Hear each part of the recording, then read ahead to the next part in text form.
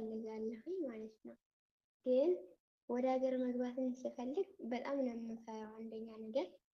ሁለተኛ ነገር ደግሞ በቃ ያኔ እናቴ ጋር ደውዬ እናቴ ልመጣ ነው ምናምን ስላት በማልላት ጊዜ እናቴ ወደ ሀገር እንድገባ ትፈልጋለች። ግን መምጣት ትፈልጋለሁኝ ብዬ በምጠይቃት ሰዓት አይ ልጄ ለምንድን ነው የምትመጪው ትለኛለች ማለት ነው።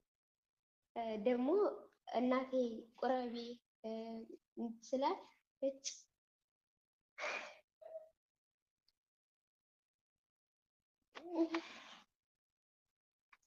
በስመ አብ ወወልድ ወመንፈስ ቅዱስ አሐዱ አምላክ።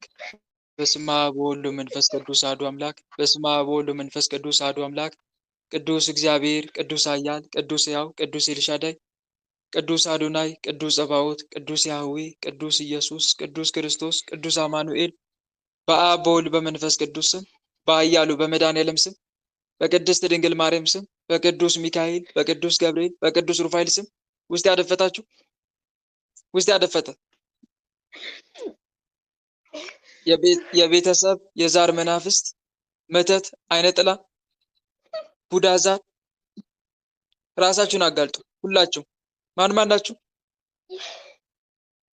ማን ናችሁ? ውስጥ ያደፈታችሁ የቤተሰብ የዛር መተት፣ የቤተሰብ መተት፣ የቤተሰብ ድግም ሁላችንም አስረህናል። አንተ አስረህናል። ግን አዲስ እየታደሱ ሳምንቱን ሙሉ የመጣው መተት አለ። መተት እየታደሱ አዎ መተት ግደል ተብያለሁ፣ ግን አልቻልኩም። እሺ ሰራዊታችን ሰብስቡ። ቶሎ የታደሳችሁ በሙሉ ውጡ። ቶሎ አንድ ሳምንት ሙሉ አልቻልኩም። አንድ ሳምንት ሙሉ ፈተንኩ። የታደሳችሁ በሙሉ ውጡ። ሰራዊታችን ሰብስቡና ቶሎ። ሌላስ የቀረ ማን አለ? የቀረ እድሏን የምንዘጋው በቀኝ ብቻ ነን። እንዳትገባ እየገረገር መንገዷን ዝግት። ምክንያቱም እሷ ገባይ ማለት የኛ ህይወት ተበጠበጠ። ስለዚህ እሷን ገለን እሷ እዚሁ ትቀራለች። በቃ ሰራዊታችሁን ሰብስቡ። እናንተም የእድል መተት ወደ ሀገር እንዳትገባ የምትከለክል ቶሎ ጣ አለሁ እኔ ተቆርና ታለች ብዬ ምንድን ነው የምታደርገው? እናቷ ላይ ሆነ እንዳለኝ ምን አላደረኳታለሁ። ህይወቷን መስቀል ህይወቷን ያላመሳቀልኩት የለም። መከራን ያበላል። አሁንም ገና ወደፊት እናቷ ላይ ቁጭ ብዬ ድራሿን ነው የማጠፋው። በእናቷ ነው የምፈትናት። ምክንያቱም እኔ ምንም መስራት አልቻልኩም ስለምትፈትነኝ። እኔ ግን በእናቷ ላይ አድሬ አሁንም ገና ፈትናታለሁ። አለቃት እኮ እናቷ ላይ ሆነ ምንድን ነው የምታደርገው? በምንድን ነው የምትፈትነው? እናቷ በሽተኛ ልኬያታለሁ። ሲገበርልኝ የኖርኩ ነኝ እኔ። ጠቋር ተገብሮልኛል። ስለዚህ እናቷ በሽተኛ ናት። እናቷን አሳምማታለሁ። እናቷን ሳሳምማት ትስበኛለች። ይቺ ተረገመ ቆሻሻ። ሰራዊትን ሰብስብ። ቶሎ በል። ከእናቷ ላይም ተነስ ከእናቷ ላይ ወደ ግንባር ውጡ። የታደሳችሁ በሙሉ በሽታን አንሳ ከእናቷ ላይ ቶሎ። እሷን ማሳምማታል ቢቸግረኝ ሰራዊትን ሰብስብ። ናውጣ እንድትዳከምልኝ ጉንፋን አሳመምኳት። ምክንያቱም አንቺ አትደክምም። አንቺ ቆሻሻ ደግሞ አንድ የባህር ጋኔን ስብኝ ጓደኛ የባህር ጋኔን ስቤ ጉንፋን እንዲይዛት አደረግኩኝ። ምክንያቱም እንዳትሰግድ እፈልጋለሁ፣ እንድትደክም ታጓደኞቿ። አንድ ጓደኛ ልቻት እቺ እየተረገመ እሷ እየመከረቻ ከሷ ራኳት። ከሷ ሳርቃት የበለጠ ቀጣችኝ፣ አንገበገበችኝ። እጅ ነጫጨባ። ሰራዊትን ሰብስብና ውጣውን። ቶሎ በል፣ ቶሎ በፍጥነት ቶሎ ውጣ። ወደ ግንባር ሁላችሁ ወደ ግንባር። እኛ ግደል ነው የተባልነው። ደም ተገብሮልን እኮ ነው። ከዚህም በላይ ይከፈልሃል ተብያለሁኝ እኔ ደብተራው። ከዚህም በላይ እሷን ተገደልክልኝ፣ ከዚህ በላይ እጥፍ ነው የምከፍልህ ነው ያለችኝ። ይህንን የምታደርገው የወንድሟ ሚስት ነኝ እኔ። አልቻልኩም አልኳት። የሰው ነው የእንስሳ ደም ነው የተገበረልህ? የእንስሳ ደም ነው። በግ ነው የታረደልኝ። በግ ነው የታረደልኝ። መግደል በግ ታረደልኝ። ከዛ መግደል አልችል ስል የአየር አጋንንት ሳብኩኝ ከባህር ሳብኩኝ ላኩኝ እኔ ራሴ ደብተው እንዳሰግድ አዎ እንዳሰግድ። ከዛ ስትደክም ልክ በተኛችበት እፍና አድርጌ መግደል ነበር የፈለኩት። ምክንያቱም ይከፈልሃል ተብያለሁ። ከዚህም በላይ ነው የምከፍልህ። እሷን ገደልሽልኝ ማለት ለእኔ ከዚህም እጥፍ ነው የምከፍልህ ተብያለሁ። ያን ስትለኝ ጨምሬ ላኩኝ። ግን ይቺ ቆሻሻ እያለቀሰች ታማ እኮ ነው የምትሰደው። ድፍት ስለማድረግ ነበር። ሰራዊታችን ሰብስበዋል። ቶሎ ጣውን ሰብስብ ሰራዊታችን ቶሎ ወደ ግንባር በሊቀ መልአክ በቅዱስ ገብርኤል ስም አንድ ሳይቀሩት ሁላችሁ ቶሎ። ሰላም ለከ ገብርኤል ሊቅ ነበልባለ እሳት ምውቅ ቀደስኩ መስዋዕቱ ለመልከ ጼዴቅ ከመ ትባርከነ በመስቀልከ ዘወርቅ ገብርኤል ማእከሌነ ተዋኔ በጽድቅ በአብ በወልድ በመንፈስ ቅዱስ ስም መንፈስ ቅዱስ እኔ ጠቋር ደግሞ የመድኃኔዓለም ፍቅር እንዳያድርባት አድርገን ነበረ። ስቅላድን ምናምን ጥታ መድኃኔዓለም አባቴ ፍቅር በልቤ ይንገስባት እያለች ስታለቅስ በአብ በወልድ በመንፈስ ቅዱስ ስም ተናገሯን ቶሎ። ተቃጠልኩ። በአብ በወልድ በመንፈስ ቅዱስ ስም በኃያሉ በመድኃኔዓለም ስም በኃያሉ በመድኃኔዓለም ስም በቅድስት ድንግል ማርያም ስም በቅድስት ድንግል ማርያም ስም በቅዱስ ሚካኤል በቅዱስ ገብርኤል በቅዱስ ሩፋኤል ስም በቅዱስ ሚካኤል ወይ በ19 ወይ ያቃጠለኝ ቀጠቀጠኝ። በቅዱስ ሚካኤል በቅዱስ ገብርኤል በቅዱስ ሩፋኤል ስም በቅዱስ ሚካኤል በቅዱስ ገብርኤል ወይኔ ቅዱስ ገብርኤል ቀጠቀጠኝ። በቅዱስ ገብርኤል በቅዱስ ሩፋኤል በቅዱስ ሩፋኤል ሁላችንም ከነሰራዊታችን ከመላ ሰውነቷ ከህይወቷ ወጥተን ወይኔ የሙስሊም ዛር ተሰብሰብ። አንተ ቶሎ ተሰብሰብ። የሙስሊም ወንድሞቿን እያሰለሙ ህይወታቸውን ሳጨናጉል የኖርኩኝ አሁን ሰዓት ጀምረን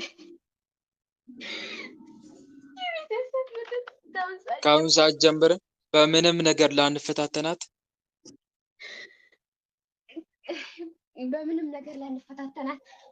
ሰማይና ምድርን በፈጠረ በአጋዕዝተ ዓለም በቅድስት ሥላሴ ስም ሰማይና ምድርን በፈጠረ በአጋዕዝተ ዓለም በቅድስት ሥላሴ ስም ከነሰራዊታችን ግንባር ላይ በትምህርተ መስቀል ታስረን ተገዝተናል።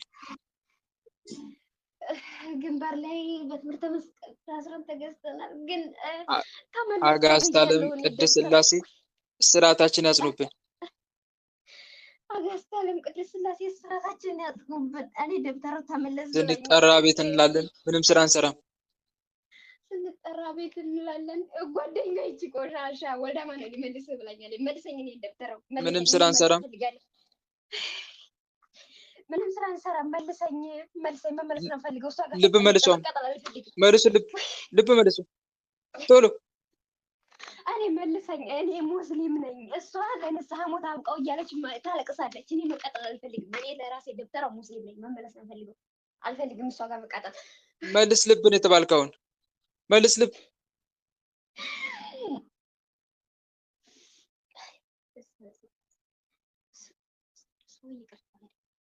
እሺ እህቴ ይሰማል? አዎ ወንድሜ መቀጠል ትቻለች ጥያቄውን። እሺ ወንድሜ እና እናቴ ማለት ነው ያኔ እኔ እዚሁ ሆኜ እናቴ እንድትቆርብልኝ ነበር የምፈልገው ማለት ነው። እና እናቴ ቁረቢ ብዬ ስላት አንቺ ስትመጭ ነው የምትለኝ። እናቴ ደግሞ እዚህ ማንም የለኝም ብቸኛ ነኝ አንቺ ስትመጭ ነው ትለኛለች ማለት ነው።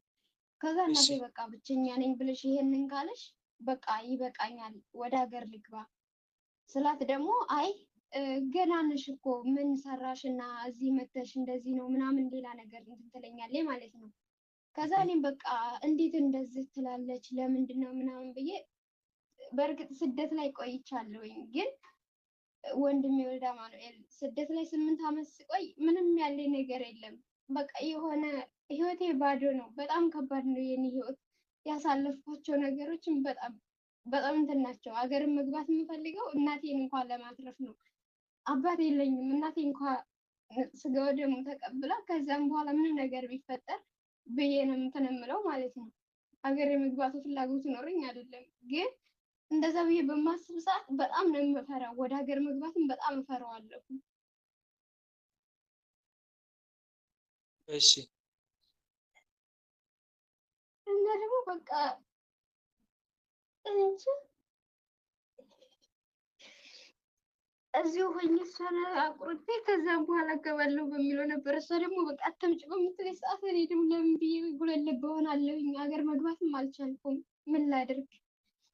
እሺ እህት አለምዬ ዋናው ትልቁ ነገር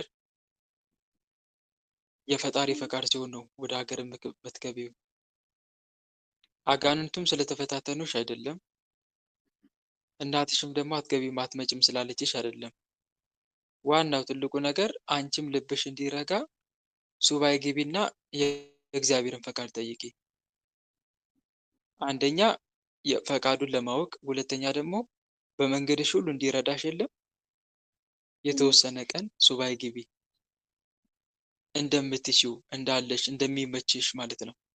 7 ቀን የምትችይ ከሆነ 7 ቀን፣ 3 ቀን የምትችይ ከሆነ 3 ቀን፣ 1 ቀን የምትችይ ከሆነ ደግሞ 1 ቀንም ቢሆን ሀገር በመግባት በኩል እግዚአብሔር አምላክን ጠይቂ በጸሎት።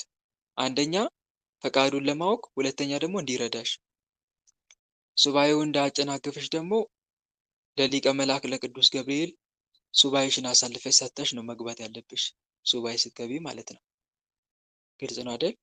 ያንን አድርጊ። ሱባኤ ገብቻለሁኝም ግን ተመልሶልኛልም። የተመለሰልኝም እንድገባ ነው። መልካም እንዲገባ ነው። ግን ብገባም ደግሞ ማለት ብገባም በእናቴ ላይ ሆኖ በጣም እንደምፈተን እንደዛ ነው ያሳየኝ። ወደ ቤተሰብ የሚሄድ ከሆነ በጣም እንደምፈተን በእናቴ ነው መልስ የተሰጠኝ ማለት ነው። ያንን ሲመለስልኝ ፈራሁኝ። መልካም መፍራት አይደለም እህት አለምዬ፣ እንዳትፈሪማ ስጋው ደግሞ አለ። እዚህ ያለ ስጋው ደግሞ ነው እየተዋጋሽ ያለሽው። ወደ ሀገር ስትገቢ ደግሞ በስጋው ደግሞ ነው። ስጋው ደግሞ ደግሞ ቀላል አይደለም። እየተቀበልሽ እሷን ነፃ ማውጣት ትችያለሽ። አይቋቋምሽም አጋንንቱ ስጋው ደሙን የምትቀበይ ከሆነ ቶሎ ቶሎ። ታዲያ ከስንት አንዴ አይደለም፣ ቶሎ ቶሎ ነው መቀበል። እሺ ሀገር ከገባሽ በኋላ የመጀመሪያው የምታደርጊው ነገር ምንድን ነው? ቀጥታ ወደ ሀገር ቤት አትሄጂ።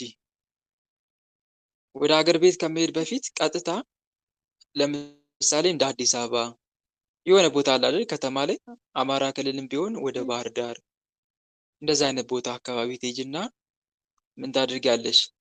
ቄደር ትጠመቂያለሽ። አስቀድመሽ ንስሐ ገብተሽ ከዛ በኋላ ስጋው ደሙን ለተወሰነ ቀናት ወይም ለ15 ቀን አከታትለሽ ትቀበይና ራስሽን በስጋው ደግሞ ካጠነከርሽ በኋላ ወደ ቤተሰብ ትሄጃለሽ። አይሽ አይደል? ወደ ማን ትሄጃለሽ? ወደ ቤተሰብ ትሄጃለሽ። አሁን እዚህ ጋር ምን አድርገሻል? ስጋው ደሙን ተቀብለሻል። ሀገር ቤትም እንደሄድሽ ከመቀበል አትቀመጭም።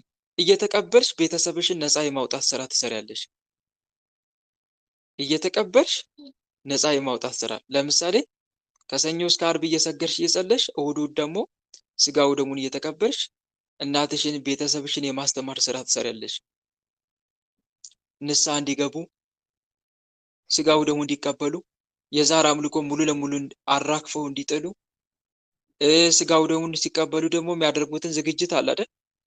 መጀመሪያ ስጋው ደሙ እንዲቀበሉ ከማድረግ በፊት ስለ ስጋው ደሙ በደንብ ማስተማር ያስፈልጋል።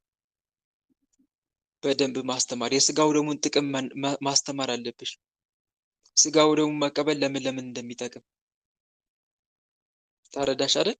ይሄንን ምከራቸውና ከዛ ስጋው ደሙን ትቀበያለሽ። እዛ መሆንሽ አይከፋም። እዛ መሆንሽም አይከፋም። ተረዳሽ አይደል? እና ይህን ይመስላል እህቴ። አታመንቺ። በነገራችን ላይ ወደ ሀገር ለመግባት ልብሽም የሚከፈለው ፍርሃትም የሚመጣው ወደ ሀገር እንዳትገቢ የሚከላከሉ መናፍስት አሉ። በተለይ የእድል መተት ምክንያቱም የእነሱም መሰረታቸው ስለሚቆረጥ ወይም እንደ ልብ በአንቺ እድል በቤተሰብሽ እድል መጠቀም ስለማይችሉ ቤተሰብሽንም ሆነ አንቺን ነፃ ስለምታወጪ በመንፈሳዊ ህይወትሽም እንደምጠነክሪ ስለሚያውቁ ይከላከላሉ ወደ ሀገር እንዳትገቢ እና አንዱ ይሄ ነው እህቴ። እሺ ወንድሜ፣ በባለፈው በውስጥ አናግርሻለሁ ብለህ ነበረ። እጮኛ የራሱ አይወስድም ስጋው ደሙን እና ያው እሺ እሱንም ውሰድ በምለው ሰዓት እሱም ደግሞ አንቺ ስትመጪ ነው፣ እኔ ምንም የማውቀው ነገር የለም፣ ንስሐ ገባለሁኝ፣ ንስሐ አባቴንም አማከርኳቸው፣ ግን አንቺ ብትመጪ እና ከዛ አንቺ ከመጣሽ በኋላ ብቀበል ነው የምፈልገው ምናምን ይለኛል ማለት ነው። እና እኔ ደግሞ አንተ አሁን ብትቀበል ስጋው ደሙን እንኳን ብትቀበል ለእኔም ይረዳኛል ምናምን ስለው እኔ ስለ ቅዱስ ቁርባን ከባድ በቃ የሆነ በጣም ከባድ አድርጎ ነው የሚያየው። በጣም ይፈራል ማለት ነው። እና እንዴት አንቺ በሌለሽበት ብቻዬን ነው የሚለው ማለት ነው። እሱንስ ምን ላድርግ? ስጋው ደሙን እኮ ጋብቻ ስንጋባ ብቻ አይደለም የምንቀበለው። ከመጋባትም በፊት ወንዱ ለብቻው መቀበል አለበት፣ ሴቷም ለብቻው እንደዛው መቀበል አለባት። ስጋው ደሙ እኮ ጋብቻን ማስተሳሰሪያ አይደለም፣ ከዘላለማዊ ህይወት መዳኛ እንጂ። ከዘላለማዊ ህይወት መዳኛ ከሰይጣን እስራት መፈቻ ነው። ምን ስጋው ደሙ? ብዙዎች የሚያስቡት ስጋው ደሙ ልክ ጋብቻ ስንተሳሰር ብቻ የምንቀበለው፣ እንደዛ አይደለም። አንድ ወንድ ቤቱን መጥረግ አለበት፣ ህይወቱን ማስተካከል አለበት። እሷም በራሷ ቤቷን መጥረግ ማለቴ ህይወቷን ማስተካከል አለባት። እሱም በራሱ ህይወቱን ማስተካከል። ጋብቻን እንደምን መመልከት አለባችሁ መሰላችሁ? ንጹህና ንጹህ አብረው ይገናኛሉ። መጀመሪያ እሱ ራሱን በንስሐ ያንጻ ወደ ጋብቻ ከመግባቱ በፊት፣ እሷም ራሷን ታንጻ ወደ ጋብቻ ከመግባቷ በፊት። ከዛ ሁለቱም ንጹህና ንጹህ ሆነው ይገናኛሉ ማለት ነው፣ ጋብቻ ይመሰርታሉ። ከዚህ ውጭ ግን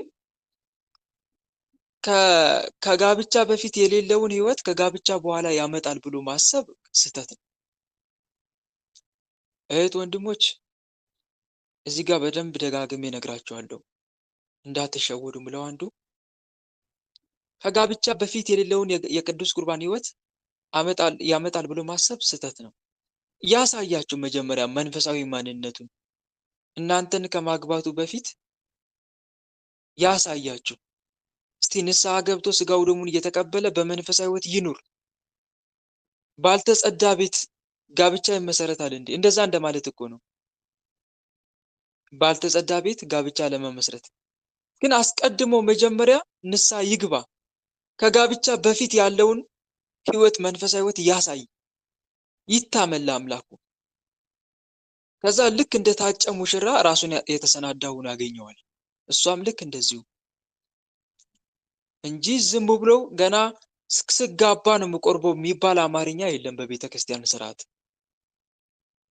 ከጋብቻ በፊት እሱም የቅዱስ ቁርባን ህይወት ሊኖረው ይገባል፣ እሷም የቅዱስ ቁርባን ህይወት ሊኖራት ይገባል። አዲስ ህይወት እኮ ሊጀምር ነው አይደለም እንዴ? ከጋብቻ በፊት የነበረ ህይወት አዲስ የመጀመሪያ ህይወት ነው። ከጋብቻ በኋላ ያለ ህይወት ደግሞ ሁለተኛ ህይወት ነው። አዲስ ህይወት፣ አዲስ ምዕራፍ ሊከፈት ነው። ስለዚህ አዲሱ ምዕራፍ ለመቀበል ደግሞ ራሱ ማዘጋጀት አለበት። በምን? እየተቀበለ ስጋው ደሙን እየተቀበለ ንስሐ እየገባ በመንፈሳዊ ህይወቱ ራሱን ለማን ማዘጋጀት አለበት? ለአንቺ ማዘጋጀት አለበት። አንቺ ለሱ ራስሽን ታዘጋጃለሽ፣ እሱ ደግሞ ለአንቺ ራሱን ያዘጋጃል። ተረዳሽኝ አይደል? ይሄ መሆን አለበት። ግን ብዙዎች ስጋባ ነው የምቆርበው ብሎ ነገር አለ እንዴ? የለም። ስጋባ ነው የምቆርበው፣ ካገባ በኋላ ነው የምቆርበው። ከማግባት በፊት የሌለህን ህይወት እንዴት ካገባ በኋላ ታመጣዋለህ? እንዴት ስታገባ ታመጣዋለህ? በቃ መስማት አልፈልግም። ከሱ ጋር የሳበችን ዝሙት መንፈስ አለን። የዝሙት መንፈስ? አዎ የዝሙት መንፈስ አለን። እኛ እሱ ጋር የምንፈታተነው ግን እናንተ ናችሁ የምታከላክሉት? ላይ እያደርን እንደውም እንዲለያዩ እኔ ምን ላድርግ? ምንም እንኳ በተግባር ባላደርገው በሀሳብ የሚመላለስ ግን የኔ ይላታል። እኛ ቁጭ ብለን እሷ እንድትጠላው እሷ ደግሞ በቃ ተጋድበት። ምክንያቱም ተሰግድ ይተውናል።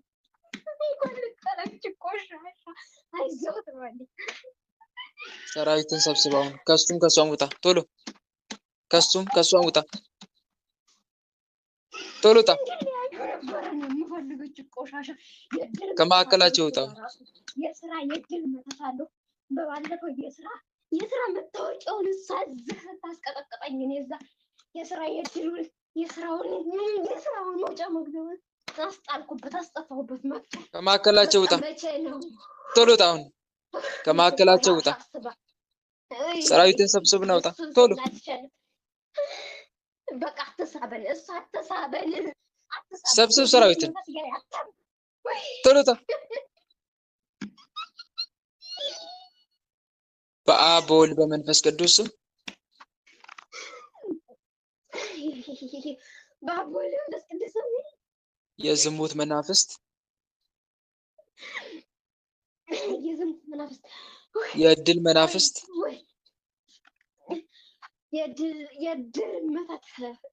የእድል መተት ሌላስ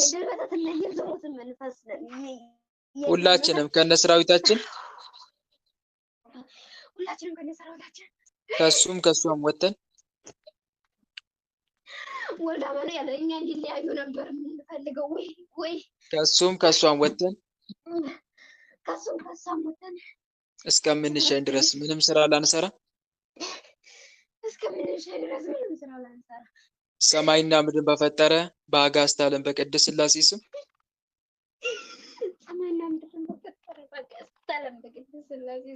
በዝሙት ላንፈታተነው ከቅዱስ ቁርባን ላናርቀው ከቅዱስ ቁርባን ላናርቀው በአጋዕዝተ ዓለም በቅድስት ሥላሴ ስም ከነ ሰራዊታችን ግንባር ላይ ታስረን ተገዝተናል።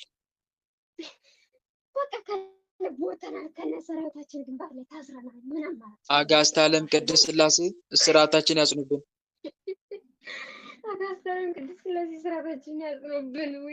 ስንጠራ ቤት እንላለን፣ ምንም ስራ አንሰራም።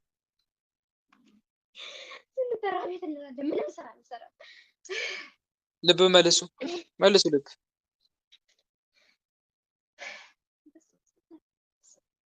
እግዚአብሔር ይገስጸን። እሺ እህት ዓለምዬ፣ በነገራችን ላይ አጋንንት እቅዱ ብዙ ነው። ብዙ ነው ስልሽ ምናልባት አንቺ ስትመጪ ሲል ሊያሰናክልም ይፈልጋል። ከቅዱስ ቁርባን በፊት ሊያዳራችሁም ይችላል።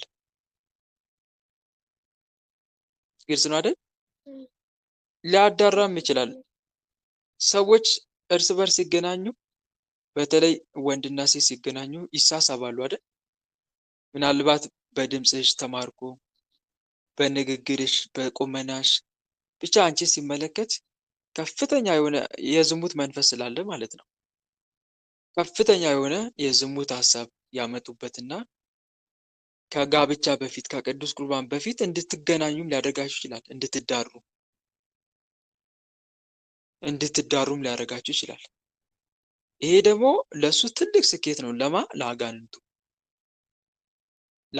ትልቅ ስኬት ነው። አንደኛ እንደ ዝሙት ነው የሚቆጠረው።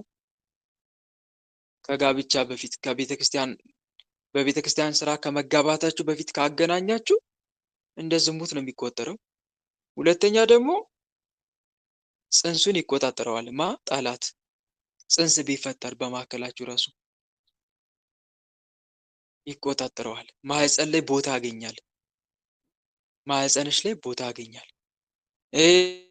ከጋብቻ በፊት መጀመሪያ በሰራችሁት ኃጢአት ደግሞ ትዳራችሁ ላይ ትንሽም ቢሆን ስልጣን ያገኛል። ያታግላል ማለት ነው። መንፈሳዊ ህይወታችሁን ለመበጥበጥ ይጣጣራል። ጋብቻችሁን ለመበጥበጥ እንዳትዋደዱ ለማድረግ ኃይል ያገኛል። አይሻለ እና እቅዱ ብዙ ነው ልልሽ። ምናልባት እሱ አሁን አንቺ ስትመጪ ነው የሚለውን ስትገናኙ ደግሞ ሌላ ነገር ውስጥ ሊገባ ይችላል ይህ ሰው። እና በተለይ በጣም አደራ የምልሽ ነገር ምንድን ነው? መጠንቀቅ አለብሽ ከጋብቻ በፊት እንዲህ አይነት ነገር እንዳይፈጠር። እሺ እንዲህ አይነት ሲጀመርማ ያኔ ብገባም እሱ ጋር መሄድ አልፈልግም። አንደኛ ነገር እሱ ያው ወደ እኔ ትመጪና ወደ ገዳም እንሄዳለን የሚል ሀሳብ አለው። እኔ ደግሞ እንደዛ ማድረግ አልፈልግም። ከገባሁኝ ወደ ቤተሰብም አልሄድም፣ ወደ አንተም አልሄድም። ያኔ ራሴን ችዬ መጀመሪያ እንትን ማለት አለብኝ፣ ራሴን ማዳን አለብኝ የሚለው ሀሳብ ነው እኔ ጋ ያለው ማለት ነው። በቃ ትልቁ ነገር ምንድን ነው ያሳየሽ እህቶቼ፣ እኔ ለእህቴ ኑሐሚን ብቻ ሳይሆን ለእናንተም ጭምር ምነግራችሁ አንድ ወንድ ሊያገባ ከፈለገ ሊያገባችሁ እህቶቼ ከፈለገ እናንተን ከማግባቱ በፊት መንፈሳዊ ህይወቱን ሊያሳያችሁ ይገባል። መንፈሳዊ ህይወቱን ያሳይ። ግን ከተጋባም በኋላ እንዲህ የሚል ነገር አትመኑ። እሺ አትመኑ እንዲህ አይነት ነገር። ብዙ እህቶች ደግሞ ድክመታቸው አጣዋለሁ፣ ህግ ካበዛውበት አጣዋለሁ በሚል ፍራቻ እሺ ብሎ ፈቃዱን ሊፈጽሙለት ይታዘዛሉ። ግን ትክክል አይደለም። አንቺን ከማግባቱ በፊት የሌለው መንፈሳዊነት ካገባ በኋላ እንዴት ያመጣዋል? እንዴት ሊያመጣው ይችላል? አያመጣውም።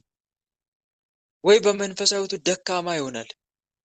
ስለዚህ እንዳትሸወዱ እህቶች፣ ወንድሞች፣ እህቶች በተለይ እና እህት አለምዬ አሁንም ምን መሆን አለበት ይህ ሰው ያ ነገር ከመፈጸሙ በፊት አስቀድሞ መንፈሳዊ ህይወትሽን ያሳይ።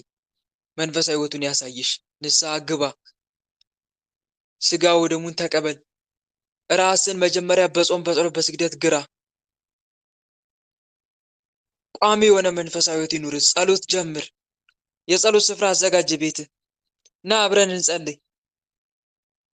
ሰዓት መድበን በኦንላይን አብረን እንጸልይ ብላችሁ አብራችሁ እየጸላችሁ መንፈሳዊ ህይወቱን ተከታተዩ። ከዛ በኋላ ይደረሳል ወደ ጋብቻ ህይወት። አንዱ መረዳት ያለብሽ ነገር ይሄ ነው። እውነት ነው ስጋው ደግሞ ትልቅ ነገር ነው። ግን ትልቅ ነገር ነው ተብሎ ብለን ግን ምንሸሸው አይደለም፣ ምንኖርበት ህይወት እንጂ። እና ይሄን ይመስላል እህቴ። ግልጽ ነው አይደል? እሺ ወንድሜ፣ እኔ የሚያሰብኩት ያንን ነው። እኔ ወደ እሱም መሄድም አልፈለግኩም፣ ወደ ቤተሰብም መሄድም አልፈለግኩም። ግን ያኔ ሁለት እህቶች አሉኝ። ከእነሱ ጋራ አብረን ለመግባት ነው የሚሆን ሀሳባችን ማለት ነው። ግን ሰው እንደሚያስፈልገን ነው እንትን ያልነው ማለት ነው። ሰው ያስፈልገናል። ምንድን ነው መሆን ያለብን? ከዚህ ገብተን ምንድን ነውስ ማድረግ ያለብን የሚለው ነው ሀሳብና ጭንቀት ማለት ነው። እዚህ በስደት እህቶች አሉኝ ማለት ነው። ሁለት እህቶች አብረውኝ የሚያስቀጠቅጡኝ የሚያሰግዱኝ ማለት ነው። እና አብረን እንገባለን ተባብለን ተማከርን። ግን አገር ቤት ገብተን ከዚህ ወደ ቤተሰብም አንሄድም፣ ወዴትም አንሄድም። አዲስ አበባ ላይ ተቀምጠን ለ2 ወር ለ3 ወር ያህል እዛው ተጠምቀን ቅዱስ ቁርባን እየተቀበልን እዛ የተወሰነ ወራት መቀመጥ አለብን ተባብለን ተማከርን ማለት ነው። ግን እንደዛ ማድረግ አስበን እንዴት ነው የሚረዳን ሰው ያስፈልገናል። አንደኛ፣ ሁለተኛ ደግሞ እንዴት ነው የምናደርገው የሚለው እንትን ብሎናል ማለት ነው። በዚህ ላይ ምን ትለኛለህ? እስቲ እዚህ ጋር እርስ በርስ ትስስር ፍጠሩ። በነገራችን ላይ እውነት ነው ሰው ያስፈልጋል። ትክክል ነሽ። እንደዚህ አይነት ነገር ለማድረግ በተለይ እርስ በርስ ተናበቡ። እዚህ ግሩፕ ላይ ያላችሁ እህቶቼ በመንፈሳዊ ህይወት አብራችሁ የምትኖሩ የገባችሁ ላልገቡት ቦታ አዘጋጁ። ሀገር ቤት ለገባችሁ ኢትዮጵያ የመጣችሁ እህቶቼ ወንድሞቼ ላልመጡ እህቶቻችሁ ወንድሞቻችሁ ቦታ አዘጋጁ።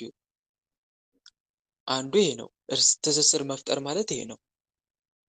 ከዛ እናንተ ደግሞ ትቀበላችኋላችሁ ማለት ነው። ኢትዮጵያ የገባችሁ እህት ወንድሞች አሁን ለምሳሌ ከአርሚኖች ኢትዮጵያ የገቡ አሉ። ልክ እናንተ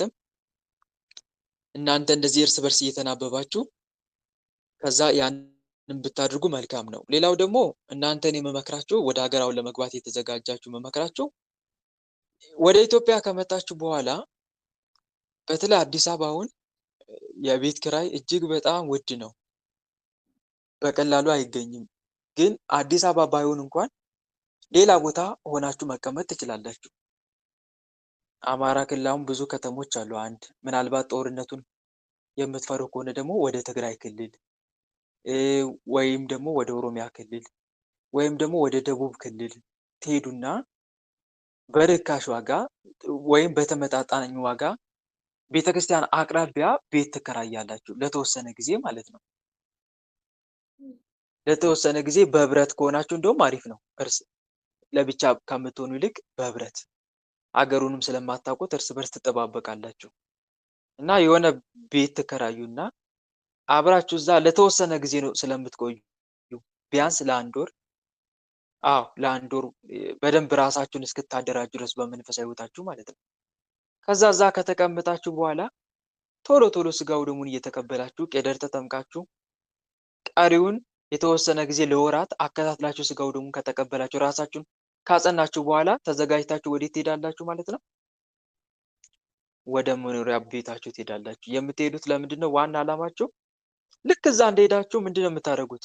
ከተረጋጋችሁ ለአንድ ሳምንት ቤተሰብን ሰላም ከተባባላችሁ ወገን ዘመዶቻችሁን ከጠየቃችሁ በኋላ ምንድን ነው የምታደርጉት? የመለወጥ ስራ ቤተሰብን የመለወጥ ስራ። እንዴት ግን? አስቀድማችሁ ዝግጅት ያስፈልጋል። በቂ ዝግጅት ስላችሁ እንዴት አድርጋችሁ እንደምትመክሩ ሁሉ ፕላን አውጡ፣ እቅድ። እንዴት አድርጋችሁ መጀመሪያ መድረስ ያለባችሁ ለእናት ለአባቶቻችሁ ነው። እናት አባቶቻችሁን ወደ መንፈሳዊት የማምጣት ጨሌውን የማስጣል ስራ፣ ከባዕድ አምልኮ የማስወጣት ስራ ትሰራላችሁ። አስቀድማችሁ እሱ ነው የምትሰሩት። ግን እንዴት አድርጌ ላስተምር? ስለ ንስሐ ሳስተምር ምን አይነት ዘዴ ልጠቀም? እሱን ተዘጋጁበት ካሁኑ። ስለ ንስሐ የሚያወሱ መንፈሳዊ የመጽሐፍ ቅዱስ ጥቅሶችን አዘጋጁ። እንዴት አድርጌ ነው የምመክረው እያላችሁ የሰዎችን ህይወት መንፈሳዊ ህይወታቸውን እንደ ምሳሌ እየጠቀሳችሁ የምታስተምሩትን አዘጋጁ። እነሱን ስለ ቅዱስ ቁርባን ተዘጋጁበት፣ እንዴት አድርጋችሁ እንደምታስተምሩ። ስለ ጸሎት ተዘጋጁ፣ ጸሎት እንዴት አድርጋችሁ እንደምታስተምሯቸው የጸሎት ስፍራ አዘጋጁ። እቤት እንደሄዳችሁ ቀደም ብላችሁ በቤተሰቡ ውስጥ የጸሎት ስፍራ ነው የምታዘጋጁት። ታዘጋጃላችሁ እንዲጸልዩ። እናንተም እዛ ደርሳችሁ የምትጸልዩበትን ቦታ አስቀድማችሁ አዘጋጁ። እናንተም ጸሎት ስለሚያስፈልጋችሁ ማለት ነው። ይሄን ሁሉ ካስተካከላችሁ በኋላ እነሱ ላይ ስራ የመስራት ስራ፣ ከባዕድ አምልኮ የማስወጣት ስራ፣ በመንፈሳዊ ህይወት የማትጋት ስራ፣ ከዓለማዊ ህይወት አስወጥታችሁ ወደ መንፈሳዊ ህይወት የማስገባት ስራ ትጀምራላችሁ ማለት ነው። ከዛ በኋላ ጥለውት ወደ መጡት ዓለም ደግሞ እንዳይመለሱ፣ ወደ ባዕድ አምልኮ እንዳይመለሱ ደግሞ የመምከር ስራ፣ የማጽናት ስራ ትሰራላችሁ ማለት ነው። እነሱን ቋሚ ካደረጋችሁ በኋላ በመንፈሳዊ ህይወታቸው ቶሎ ቶሎ እንዲቀበሉ የማድረግ ስራ ከሰራችሁ በኋላ ከዛ በኋላ ራሳችሁ ላይ ታተኩራላችሁ ማለት ነው። የዕለት ገቢ የምታገኙበትን ሁኔታ ታመቻቻላችሁ። ያስፈልጋል። በተለይ እህቶች፣ ወንድሞች ወደ ሀገር ስትገቡ የዕለት ገቢ የምታገኙበትን የተወሰነ የምትንቀሳቀሱበትን ገንዘብ ይዛችሁን አይደል የምትገቡ። ስትገቡ እስከዛሬ የሰራችሁበትን እንዳታባክኑ። እሺ። አብዛኛው ብዙ ከስደት የሚመለሱ እህቶች፣ ወንድሞች የሚሰሩ ትልቁ ስህተት ምንድነው? ያባክናሉ። ገንዘብ በጣም ያባክናሉ። ይሄ ጥሩ አይደለም። ድጋሚ ወደ ስደት እንድትወጡ የሚያደርግ ስህተት ነው የምትሰሩት። እንደዛ የምታደርጉ ከሆነ ገንዘባችሁን ያዙ። አንድ የሆነ ነገር ላይ የምታውሉበት የቀን ገቢ የምታገኙበትን ስራ እስከምትፈጥሩ ድረስ ገንዘባችሁን መዝራት የለባችሁ፣ ማባከን የለባችሁ። ከዛ ያችን የምታገኙበትን የዕለት ገቢ የምታገኙበትን ካመቻቻችሁ በኋላ ስጋው ደሙን እየተቀበላችሁ ኑሯችሁን ትኖራላችሁ ማለት ነው። ያ ነው መደረግ ያለበት። እሺ፣ ያንን አድርጉ። ይሄ በትንሹ የመከርኳችሁ የወንድምነት ምክሬ ነው። ወደ ሀገር ስትገቡ ግልጽ ነው አይደል? ሌላው ደግሞ እንደ አቅማችሁ ምንም ነገር ስታደርጉ አስቀድማችሁ እግዚአብሔርን እየጠየቃችሁ እግዚአብሔርን ትጠይቁታላችሁ። በተለይ በሱባኤ ለምሳሌ ብትከራዩ እንኳን የሆነ ቦታ የተከራዩችሁበትን ቤት ዘግታችሁ ምግባችሁን አዘጋጅታችሁ ገብታችሁ ሱባኤ ትገባላችሁ። ምን ማድረግ እንዳለባችሁ ከቤተሰብ ዛር አጋንንት እንዲጠብቃችሁ ከዛ መግባት ትችላላችሁ። ራሳችሁን ለእግዚአብሔር አሳልፋችሁ ሰጥታችሁ ማለት ነው። ከፊቴ ቅደም እያላችሁ ያንን ማድረግ ያስፈልጋል። እሺ እሺ ይሄን ወንድሜ ቃለ ይመስላል። ሕይወት ያሰማልን፣ ቃለ ሕይወትን ያሰማልን። እግዚአብሔር አምላክ ጸጋውን ያብዛልን፣ የአገልግሎት ዘመን ይባርክልን። ቅዱስ አሜን ገብርኤል አባቴ ይጠብቅልን። እግዚአብሔር ይስጥልን አሜን ወንድሜ። አሜን አሜን። እህት አለምዬ እሺ ተራ ቁጥር 2 ተራ ቁጥር 1 ነው። አንድ እግዚአብሔር ፍቅር ነው አለሽ። እግዚአብሔር ፍቅር ነው። አለ አይሰማም? ቀጥይ። እሺ ወንድማችን ጥያቄ አያታችን በፊት ባዕድ አምልኮት ነበረና ጫሌ ስታመልክ ነበረ። እሷ ደግሞ ሞታለች። ከሞተች ወዲህ በስላሴ ስም ቀጥይ። እየሰማሁሽ ነው እህቴ። እሷ ከሞተች ወዲህ ጫሌው ወጥቶ ወደ እኛ ቤት ገብቷል። ከዛ አባቴ ከዛ ወዲህ እሷ ከሞተች ወዲህ ስራ አይሰራም። ቤታችን በቃ ጥላቻ ብቻ ነው እና በቃ ብዙ ነው፣ ከባድ ነው። ብቻ እስቲ እንዴት አድርጌ ላስተካክል ይሄ ነገር? ጨሌው ካለ መጣል ያስፈልጋል እህት አለምዬ። የመጀመሪያው ስራ እሱ ነው። አጋንንት የሚመለክበትን ነገር መጣል ያስፈልጋል። ሁለተኛ ደግሞ ንስሐ መግባት ያስፈልጋል። ሁለተኛው ጨሌውን ከጣላችሁ በኋላ ንስሐ መግባት። ንስሐ ገብታችሁ ስለነበረው ባዕድ አምልኮ እስከዛ ድረስ እግዚአብሔር አምላክን ይቅርታ መጠየቅ በንስሐ ህይወት ማለት ነው። ንስሐ ከገባሽ በኋላ ሱባኤ ገብተሽ ይህን ክፉ መንፈስ እንዲይዝልሽ እግዚአብሔር አምላክን በጸሎት ትጠይቂያለሽ። ሱባኤ ገብተሽ እግዚአብሔር አምላክን በሱባኤ ጌታ ሆይ በቤተሰቤ በኩል ለዘመናት ሲመለክ የነበረውን የጨሌ ዛር መንፈስ ትይዝልኝ ዘንድ ለአንተ አሳልፌ ሰጥቻለሁ፣ ኃጢአቴንም የቤተሰቤንም ኃጢአት ይቅር ትል ዘንድ እያልሽ ትማጸኛለሽ። ተረዳሽ አይደል? ከሱባኤ መልስ በኋላ ደግሞ መናፍስቱን የመዋጋት ስራ ትሰሪያለሽ ማለት ነው። ግን አስቀድመሽ ስትዋጊ ለአንድ መልአክ አሳልፈሽ ስጪው። ያ መልአክ እንዲበቀልሽ እንዲይዝልሽ።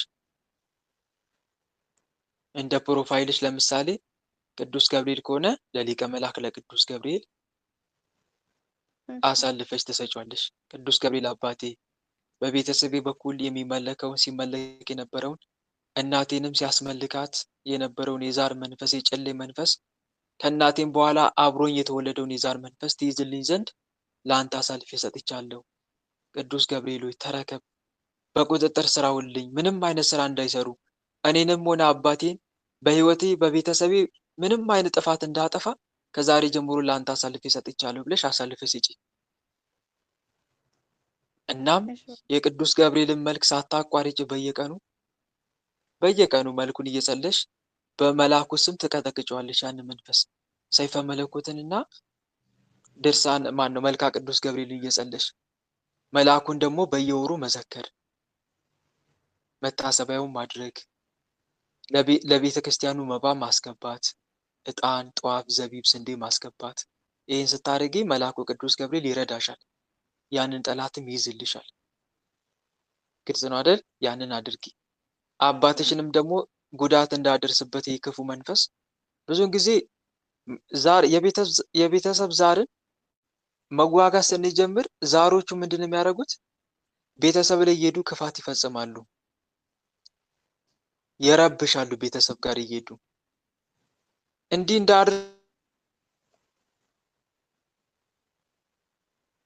ቤተሰቤ ላይ ጉዳት እንዳመጣ እንዳይረብሽ ለአንተ አሳልፌ ሰጥቻለሁ ቅዱስ ገብርኤል ብለሽ አሳልፈሽ ሰጥተሽ መንፈሱን መዋጋት ትጀምሪያለሽ ማለት ነው። ግልጽ ነው አይደል? ሌላው ደግሞ አባትሽን ምከሪው፣ ቀስ እያልሽ ምከሪው። በአንዴ ላይሰማሽ ይችላል።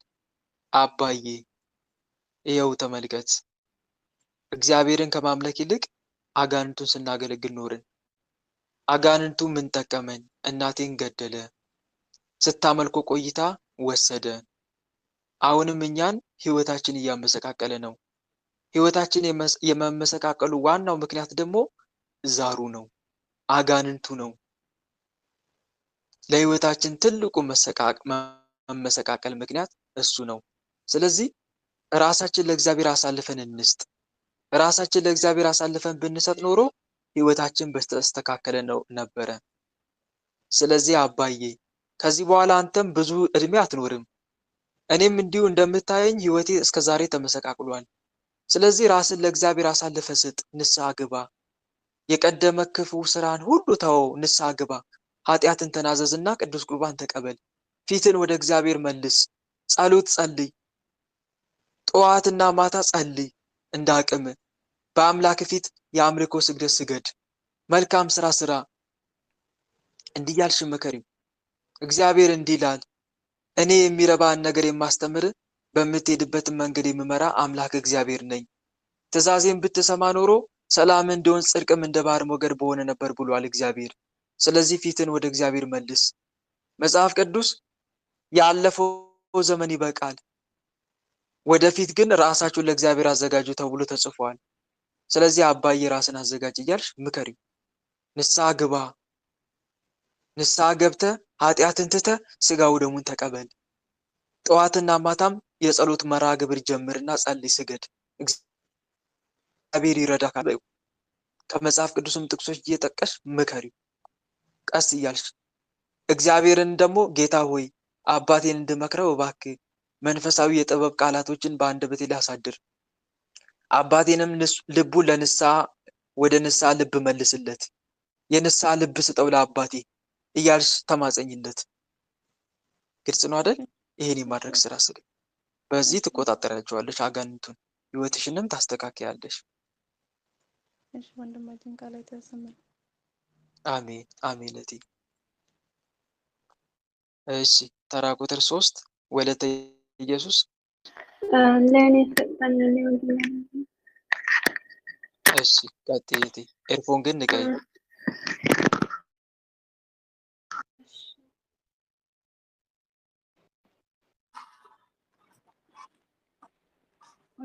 ቀጥይ እቴ፣ እየሰማሁሽ ነው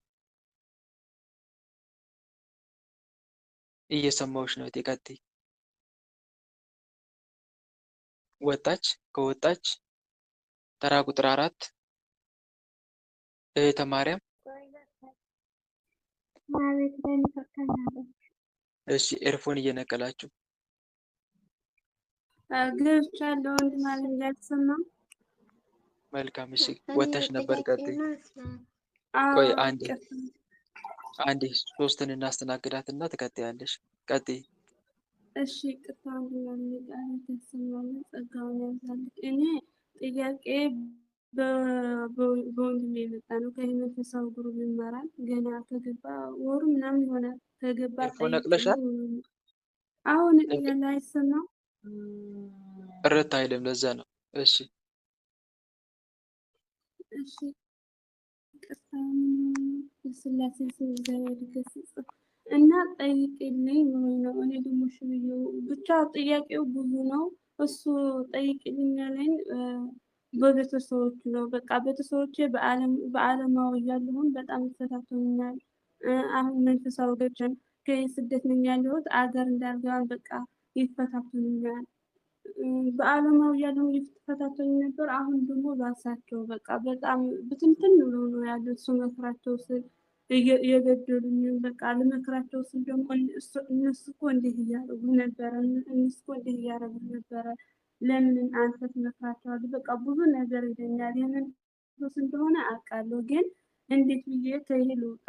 አገር እንዳልገባን በጣም ፈተና ሆነውብኛል በሰዎች በኩል። ምን ላድርግ? እኔ ለራሴ እየተቋቋምኩ ነው። እግዚአብሔር ይመስገን ባለኝ አቅም እየጸለይኩ ነው። እሱን ወልድ አማን የሚያስተምረውን እያደረጉ ነው። ግን ቤተሰቦች የበደሉኝ በፊት እየተመላለሰብኝ የመንፈስ እንደሆነ አውቃለሁ፣ ግን ምን ላድርግ? ስደት ሆኜ እንዳልገባም በስደት ሆነውም ሁላቸው በቃ ይፈታተኑኛል። እንዳልመክራቸው ደግሞ ሁላቸው ብትንትን ያሉ ናቸው። በአዳምኮም አለ ብዙ ነው ጥያቄው። ብቻ ከብዙ ትንሹ በራሱ ፍቃድ ሊገባ አይችልም እህቴ። በራሱ ፍቃድ ግባ ብየው ነበር። አንቺ ጠይቅልኝ አለ። እርከርድ አለ ከቻልክ ብላክልህ በውስጥ እርከርድ ብዙ አለ። እርከርድ እህቴ አንዴ ስምኝ እስቲ። አንደኛ በራሱ ፍቃድ ሊገባ አይችልም። በራሱ ፍቃድ ሊገባ አይችልም ስልሽ በራሱ አቅም ሊገባ አይችልም ማለት ነው። ምክንያቱም አያስገቡትም፣ መናፍስቱ ይፈታተኑታል። እርግጥ ነው በአምልኮ በቤተሰብ በኩል ካለ መናፍስቶቹ አያስገቡትም፣ ሲጀመር ይፈታተኑታል፣ ይዋጉታል። ስለዚህ የፈጣሪን ፈቃድ እንጠይቅ ዘንድ እኮ የሚያስገድድን አንዱ ይሄ ነው። በአጋንንቱ ላይ ካላሰለጠነን እኛ የእነሱን ፈተና ውጊያ መቋቋም አንችልም። ወንድሜ መረዳት ያለብን ነገር 1000 ጊዜ ብሰግድ 1000 ጊዜ ብጸልይ ፈጣሪ ካላሰለጠነ አትችልም፣ አታሸንፋቸውም። ግን በራሳችን መመካት አቁመን በፈጣሪ ላይ ሙሉ ለሙሉ ራሳችንን እንጣል። የፈጣሪን ፈቃድ እንጠይቅ። ጌታ ሆይ በአጋንንት ላይ አሰልጥነኝ እንበለው። አሰልጥነኝ፣ አንተ ካላሰለጠንከኝ እኔም ላሸንፋቸው አልችልም። ጌታ ሆይ እነሆ መናፍስቱን ጊንጡን ትረግጡ ዘንድ ስልጣን ሰጥቻችኋለሁ፣ የሚጎዳችሁ ምንም የለም ብለሃል። እባክህ በጠላቶች ላይ የቀደመውን ኃጢአቴን ይቅር በለኝና በጠላቶች ላይ አሰልጥነኝ ይበለው። የቀደመውን ኃጢአቴን ይቅር በለኝና በጠላቶች ላይ አሰልጥነኝ። ካሰለጠነ እግዚአብሔር አምላክ ይያዙለታል መናፍስቶቹ። ስለዚህ እስኪያሰለጠነው ድረስ አሁንም በሚያደርገው መንፈሳዊ ተግባራት መጽናት አለበት። ይጽና፣ ይቀጥል፣ እያጠናከረ ሄድ። አሁንም ስግደቱን የሚሰግድ ከሆነ ስግደቱን እያጠናከረ ሄድ። የሚጸልይ ከሆነ ጸሎቱን እያጠናከረ ሄድ። የሚጾም ከሆነ እንደዛው። ደግሞ ብዙን ጊዜ ጸሎታችን ተሰሚነት እንዲኖረው የሚያደርገው ምጽዋት ነው። የተቸገረውን ስንረዳ እግዚአብሔር አምላክ ጸሎታችን ይቀበላል። ይህን እንዳትረሱ እህት ወንድሞች፣ የተቸገረውን እርዱ። እራሳችሁ ፈልጋችሁ አንድ ሰውም ቢሆን በጣም ችግር ውስጥ ያለ ሰው ፈልጋችሁ ያንን ሰው አስደስቱት እስቲ። በእውነት ያኔ እግዚአብሔር አምላክ ጸሎታችን ይሰማል። ያዘነ ያለቀሰ ሰው የለም? እሱን እስቲ እንዲስቅ አድርጉት፣ እንዲደሰት አድርጉት። እናም ያንን ሰው በጸሎት አስበኝ በሉት። ስመ ክርስትናችሁ ነግራችሁት በጸሎት አስበኝ፣ ችግር አለብኝ በሉት። የተቸገርኩበት ነገር አለና እባክህን የህይወቴን ቋጠሮ እንዲክፈታልኝ ወደ አምላክ ጸልይልኝ በሉት። እናንተ የእሱን እንባ እንዳበሳችሁት ያ ልጅ ለእናንተ ሲጸልይ መድኃኒዓለምም የእናንተን እንባ ያብሳል። የእናንተን የህይወት ቋጠሮ ምን ያደርገዋል? ይፈተዋል በእርግጠኝነት። የእውነት እህት ወንድሞች፣ እኔ ዝም ብዬ ከራሴ አይደለም በህይወቴ ያየሁትንም ጭምር ነው የምነግራችሁ። በእውነት እናንተ የሰውን እንባ ስታብሱ እሱ ደግሞ የእናንተን እንባ ያብሳል። መድኃኒዓለም። እና ለመርዳት ደግሞ ወይም የምትረዱት ሰው ካጣችሁ ጌታ ሆይ እስቲ ከተቸገረ ሰው ጋር እባክህ አገናኘኝ በሉት። ያመጣላችኋል፣ ራሱ ያገናኛችኋል። የተቸገረ ሰው ያመጣላችኋል። ከዛ ያንን ሰው እባክህ ወንድሜ እኔ ችግር ውስጥ ነው ያለሁትና አምላኬ ወደ እኔ ኃጢአቴን ይቅር ብሎ የልቤን መሻት ይፈጽምልኝ ዘንድ እባክህ ጸልይልኝ በሉት። የዛን የድሃ እንባ ይሰማል መድኃኒዓለም። ስለሱ ሲል ዛሬ ልጄ አንድ የተቸገረ እንባ አብሷልና የድሃን እንባ አብሷልና እኔም ጸሎቱን ልስማ ብሎ ይሰማችኋል። በእውነት ኃጢአታችሁንም ይቅር ይላል። ጸሎታችሁን ብቻ አይደለም የሚሰማው ኃጢአታችሁንም ይቅር ይላል። እና ብዙን ጊዜ ለጸሎት ለስግደት ሞገስ የሚሆነው ምጽዋት ነው። ምጽዋት ሞገስ ይሆናል ለጸሎታችሁ ለስግደታችሁ። ላለባችሁ ጥያቄ ችግር ይፈታል። ምን? ጸሎት፣ ምጽዋት። እና ይሄን አድርጉ። ደግሞ ተዘጋጅታችሁበት እርዱ። ስትረዱ ማንን ልርዳ ብላችሁ ተዘጋጅታችሁ በትክክል በስነ ስርዓት ከተቸገረ ሰው ጋር እንዲያገናኛችሁ ጠይቁትና ከዛ በኋላ ታያላችሁ ህይወታችሁን እንዴት ጸሎታችሁ እንደሚመለስ ትመለከታላችሁ። ይህንን ማድረግ ልመዱ። እናም መባ ደግሞ ከምጽዋት ቀጥሎ ደግሞ መባ፣ ለተቸገረ ቤተክርስቲያን መባ ማስገባት። ስንት የተቸገሩ አሉ አይደል? መባ አተው መቀደሻ አተው ለነሱ ድረሱላቸው።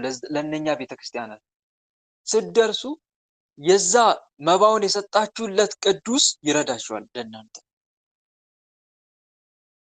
ይረዳችኋል ያ ቅዱስ እና በዚህ ለጸሎታችሁ ሞገስ ታገኙበታላችሁ ማለት ነው። ያንን አድርጉ። ሌላው ደግሞ በራሳችሁ አትመኩ።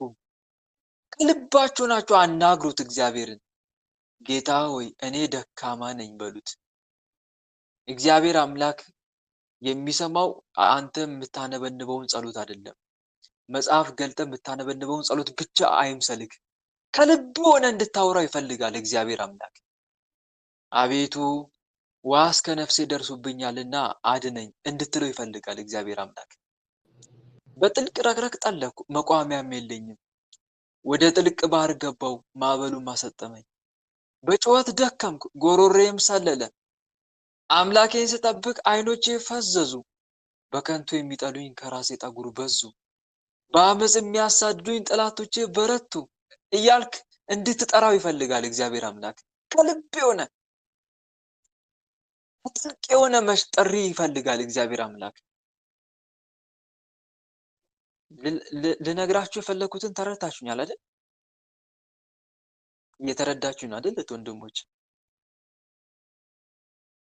ከጥልቅ የሆነ መሻት፣ ከልብ የሆነ አቤቱ ውሃ እስከ ነፍሴ ደርሶብኛል፣ አቤቱ አንተን ከጥልቅ ጠራሁ እንዳለው ዳዊት ከጥልቅ ጠራሁ። መዝሙር 129 ላይ እንደዛ ይላል። ከጥልቅ ጠራሁ፣ በፍጹም ልብ ፈልገኝ ይላል እኮ እግዚአብሔር አምላክ። በፍጹም ልብ ፈልገኝ፣ አናግረኝ። ዝም ብሎ የተለምዶ ጸሎት እየጸለይክ አይደለም የምታናግረኝ። ግዴታ እንደ ግዴታ በቆጠርከው ጸሎት አይደለም እኔን የምታናግረኝ።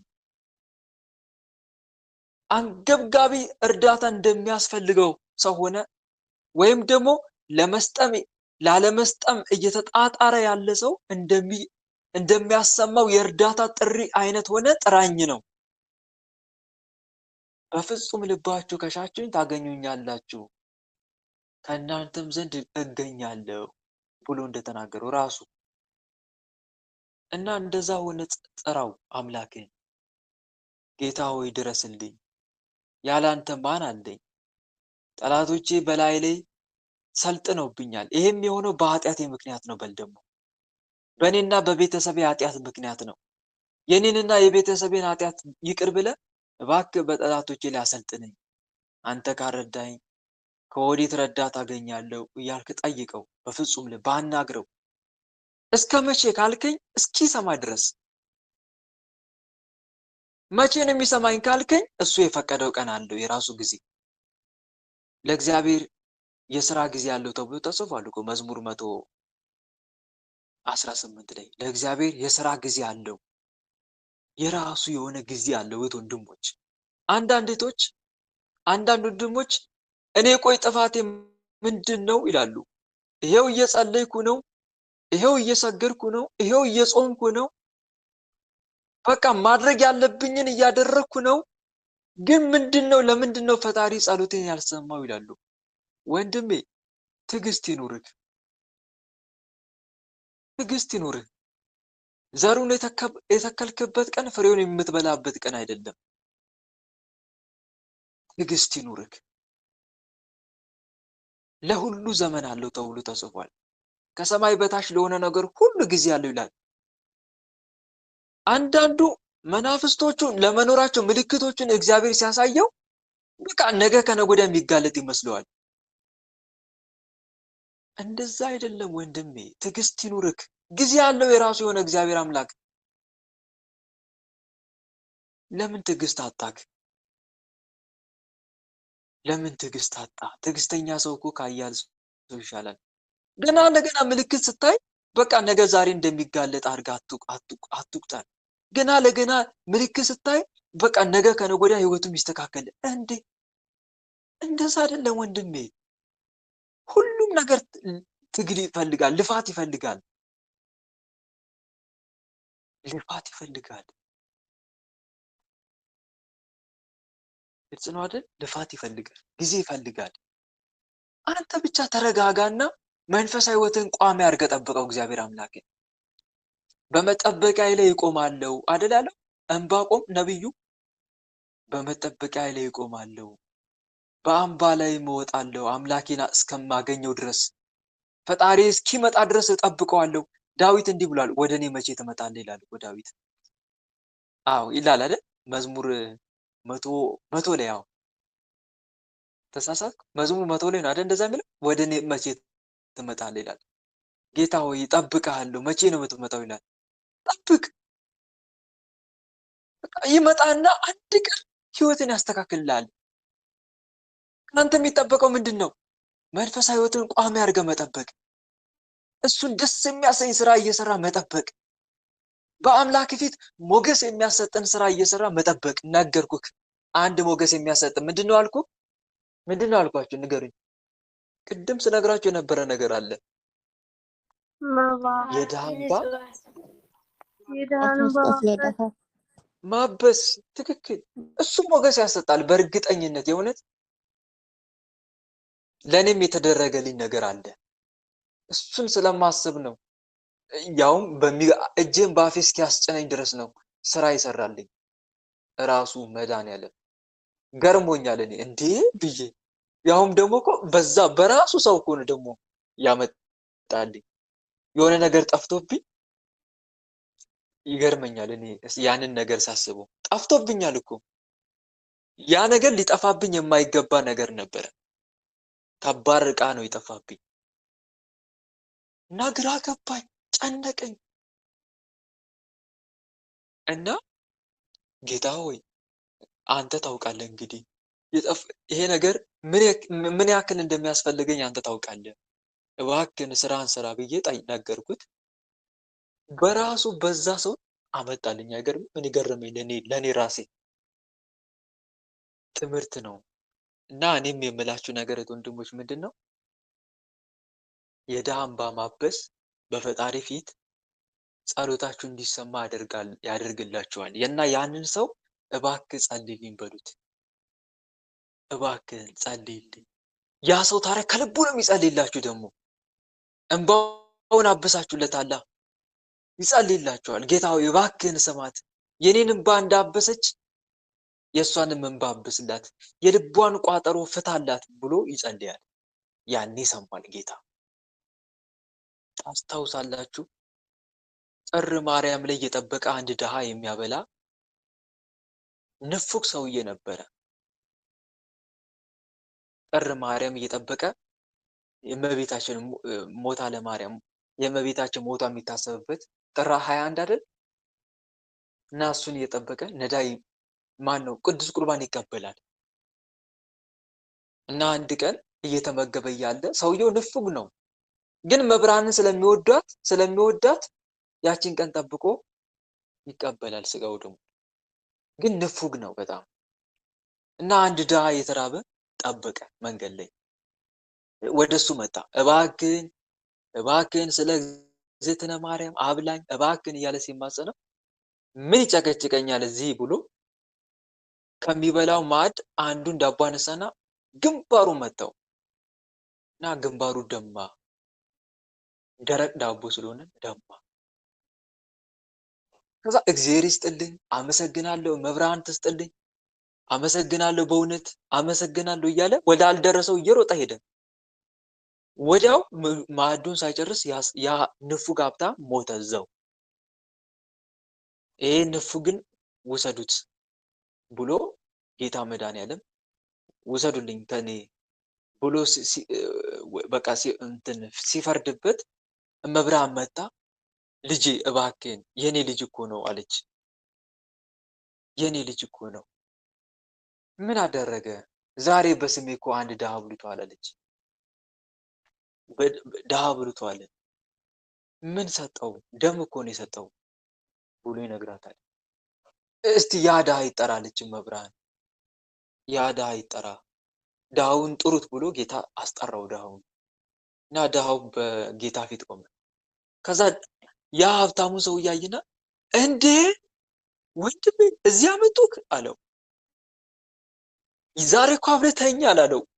አይገርም? አብልተኛል እኮ ዳቦ፣ ዛሬ ዳቦ የሰጠኸኝ እዚህ መጣክ አለው። ጌታ ምን ሰጠ? ደም አይደል እንዲህ ሰጠው ሲለው ከረሃቤ ጽናት የተነሳ ደሙ አልታወቀኝም አለ። ማን ነው እንደዚህ ያለው? ማን ነው እንዲህ ያለው? የተራበው የተራበው አካል ከረሃቡ ጽናት የተነሳ ደሙ አልታወቀኝም ሲል ጌታ መድኃኒዓለም ፈረደ። በቃ ስለዚህ ድሃ፣ ስለ እናቴ ምልጃና ስለዚህ ድሃ ንግግር ይሄ ሰው ወደ ነፍሱ ይመለሳል። በቃ ወደ ስጋው ይመለሳል። መለሰው። ከዛ ያ ሀብታም ንፉጉ አሃ የምጽዋት ስራ፣ የመብራን ምልጃ፣ የምጽዋት ስራ ይሄን ያክል ለካ ትልቅ ስራ ይሰራል ብሎ ተጸጽቶ ቋጣሪ ነበረ መጀመሪያ፣ የሌለ ቋጣሪ። አሁን ምን ያክል ስራ እንደሚሰራ ስለተማረ የተራበውን እያበላ የተጠማውን እያጠጣ መብራንን እያገለግላት ነው እድሜ ልኩን ይኖረው። እና አስቡት ምን ያክል የድሃ ጸሎት በፈጣሪ ዘንድ ምላሽ እንደሚያሰጥ ልነግራችሁ ነው። እዚህ ጋር ምን ያክል ተመልከቱ። ያ ድሃ ንግግሩ ይሄንን ሀብታም ሰውዬ ይሄን ንፉግ አተረፈው። እና እህት ወንድሞቼ እናንተም ያለቀሰውን ሰው ብታስደስቱት፣ የተቸገረውን ሰው በችግሩ አፋፍ ላይ ብትደርሱለት እግዚአብሔር ለእናንተም ይደርስላችኋል፣ ይሰማችኋል። ያንን አስደስታችሁታላ። ያ ሁሉ ችግር የደረሰባችሁ ስለምንድን ነው? ስለ ኃጢአታችን። ምጽዋት ደግሞ ኃጢአትን ታስተሰርያለች። እና ለጸሎታችን ለችግራችን ትልቅ ፈጣን ምላሽ ይሰጣል እላችሁ የፈለኩት አንዱ ይሄ ነው። እና ያንን በማድረግ መልካም ስራ በፈጣሪ ፊት ሞገስን ብናተርፍ መልካም ነው። ልትቀሰፉ እውነት ቀሳፊ መልአክ በኃጢአታችሁ ሊቀስፍ እየመጣ ነው እንበል፣ ሊቀስፍ እየመጣ ነው እንበል እና ዛሬ ከየዋህነታችሁ የተነሳ ምናልባት እስቲ በአምላክ ፊት ሞገስ ቢሆነኝ ብላችሁ የተራበ ሰው ብታበሉ ወይም አንድ የተቸገረ ሰው ብትረዱ በእውነት ያ ቀሳፊ መልአክ ስላደረጋችሁ መልካም ስራ ይመለሳል። እንደው ብትቀሰፉ እንኳን ምሕረት ታገኛላችሁ፣ ሞገስ ታገኛላችሁ። በማፊት በእግዚአብሔር ፊት። እና ቀላል እንዳይመስላችሁ ምጽዋት፣ የተቸገረን መርዳት በእውነት እንደቀላል እንዳትመለከቱት። እና አንድ መመክራችሁ ምክር ይሄ ነው። እና እንዲህ ያልሽ ምክሪው ለወንድምሽ ጠይቂ ሊላለሽ ሰው እና ደግሞ ይታገስ። እሱን የሚያስደስት ስራ እየሰራ ይጠብቅ፣ ይጠይቀው አምላኩን። አቤቱ እኔ ስጮ የማትሰማው እስከ መቼ ነው እያለ ልክ እንደ ነብዩ ዕንባቆም በመጠበቂያ ላይ ቆማለሁ እጠብቅሃለሁ እያለ ይጠብቀው፣ እየጸለየ እየሰገደ እየተማጸነ። ከዛ አንድ ቀን የሱን ትዕግስት አይቶ ይመጣል፣ ህይወቱን ያስተካክልለታል። በለሱን የጠበቀ ፍሬዋን ይበላል፣ ጌታውን የሚጠብቅ ይከብራል ተብሎ ተጽፏልና። ይሄን ይመስላል እህቴ። እሺ ወንድማን ቃሎት ያሰናል፣ ጸጋውን ያብዛልን። ደግሞ ቤተሰቦች ባገኛቸው በገደል ባገኛቸው ጣላቸው ነው የሚመጣብኝ ምናምን። እነሱ የበደሉኝ በደል ደግሞ ሁሉ ጊዜ ከአእምሮ ያመጣብኛል ይለኛል። እሱ የክፉ መንፈስ ሴራ ነው። ለምንድን ነው? እንዳያስባቸው እንዳይጸልይላቸው። እንዲህ ነው በቃ ዓላማው ይሄ ነው። እሱ ደግሞ ማድረግ ያለበት ምንድን ነው? ለእነሱ አጥብቆ መጸለይ። እንዲህ አይነቱን ፈተና የሚያሸንፈው ለእነሱ አጥብቆ መጸለይ። እኔ ኃጢአተኛውን ይቅርበል ቤተሰቤንም ይቅርበል እያለ ደግሞ በመናፍስት ውጊያ ላይ የነቃ ሰው ላይ አያተኩርም። ሰው ላይ አያተኩርም። ሰው ላይ ያደፈጡ መናፍስት ላይ ያተኩራል እንጂ። ጌታ መድኃኒዓለም ለኛ አብነት እኮ ሆኖናል። በመስቀል ላይ ተሰቅሎ ሲሰቅሉ ሲያሰቃዩት አባቱ የሚያደርጉትን አቁምና ይቅር በላቸው ያለው ለምንድን ነው? ለኛ አብነት ሲሆነን እኮ ነው። የበደሏቸውን ልክ እንደኔ ጸልዩላቸው ማለት እኮ ነው። ጌታ መድኃኒዓለም የተግባር አስተማሪ ነው። በተግባር ነው የሚያስተምረው። ሳያደርግ አድርጉ ብሎ አላስተማርም። እያደረገ ነው አድርጉ ብሎ ያስተማረን። ጠላቶቻችሁን ውደዱ ሲል ነው። ለጠላቶቻችሁም ጸልዩላቸው ሲል ነው። ክፉ ላደረጉባችሁ ጸልዩ ነው። እሱ ደግሞ ቤተሰቡ ከሆኑ ቤተሰቡ ላይ ሆኖ እሱን ሲያስበድል የነበረ ዛር ነው እንጂ ቤተሰቡ አይደሉም። ቤተሰቡ ላይ ያሉ ዛሮች ናቸው። አሁንም የቤተሰቡን በደል የሚያሳስቡ ዛሮች ናቸው። ለምን? ቤተሰቡን እንዳያስብ። ስለዚህ መንፈሳዊ የጦር አፈሙዛችን ማነጣጠር ያለበት ሰው ላይ ሳይሆን ሰውን እንደ ፈረስ የሚጋልቡ እርኩሳን መናፍስት ላይ ማነጣጠርና ከሰውየው ነጥሎ እርኩሳን መናፍስትን መምታት መቻል አለበት። መንፈሳዊ የጦር አፈሙዛችን ማነጣጠር ያለበት ሰው ላይ አይደለም። ጀግና የሚባለው ተሰድቦ ተጠልቶ የግል ጥቅሙ ተነክቶ አጸፋውን ሲመልስ ሳይሆን ያለበደሉ መከራና ግፍ ሲደርስበት መከራውና ግፉን ሲታገስና በደል ለሚያደርስበት ሰው እንደ አምላኩ አባት ሆይ የሚያደርጉትን አቁምና እባክህ ማራቸው ብሎ ሲጸልይ ነው። ሰው ጸሎቱ እንዲሰማ ከተፈለገ ጸሎቱ ወንድሜ እንዲሰማ ተፈልጋለህ? አስቀድመ ለበደለ ሰው በመጸለይ ጀምር። ጸሎትን ለበደለ ሰው በመጸለይ ጀምር። አባ ወቅሪስ የተናገረው ቃል ነው። መጀመሪያ ሰው ጸሎቱ እንዲሰማ ከፈለገ ለበደለው ሰው በመጸለይ ጀምር ጸሎቱን ይላል። እውነት ነው፣ ትክክል ነው። ስለዚህ ለጠላቶች በመጸለይ ከጀመርክ በእርግጠኝነት እግዚአብሔር ጸሎትን ይሰማል። ግን የጠላቶችን በደል የምታሰላስል ከሆነ ግን አይሰማም ጸሎትም። እና እህት ወንድሞች የሚያደርጉትን አቁም። እኛ እኮ የምናደርገውን አናውቅም። ወንድም ቅዱስ ጳውሎስ በሮሜ መልእክቱ ምዕራፍ ከምዕራፍ 2 ጀምራችሁ ስታነቡ የሰው ልጅ በኃጢአት ዓለም ከኖረ የሚፈልገውን ሳይሆን የማይፈልገውን ለመፈጸም ይገደዳል። የማይፈልገው ለመፈጸም የሚገደደው ለምንድን ነው ከተባለ አንደኛ የገዛ ምኞቱን ስለተለማመደ የገዛ ፈቃዱ ያሸንፈዋል። ሁለተኛ ባሰራው ኃጢአት ተከትለው የገቡ መናፍስቶች አሉ። በሰራው ኃጢአት ተከትለው የገቡ መናፍስት እነሱ ፈቃዱን ነጥቀው የራሳቸውን ፈቃድ የመፈጸም አቅም ያገኛሉ። እንደዛ እኮ ነው ወንድሞች።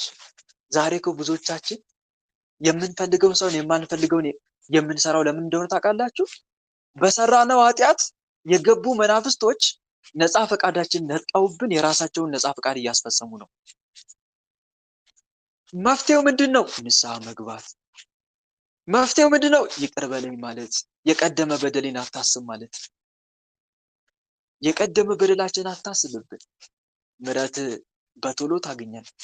እጅግ ተቸግረናልና አምላካችንና መድኃኒታችን ሆይ እርዳን፣ ስለ ስምም ክብር አቤቱ ታደገን፣ ስለ ስምም ኃጢአታችን አስተሰርይልን እያለ የሰው ልጅ መጸለይ አለበት። መዝሙረ ዳዊት መዝሙር 78 ላይ እንደተጻፈው እና ይሄ ነው።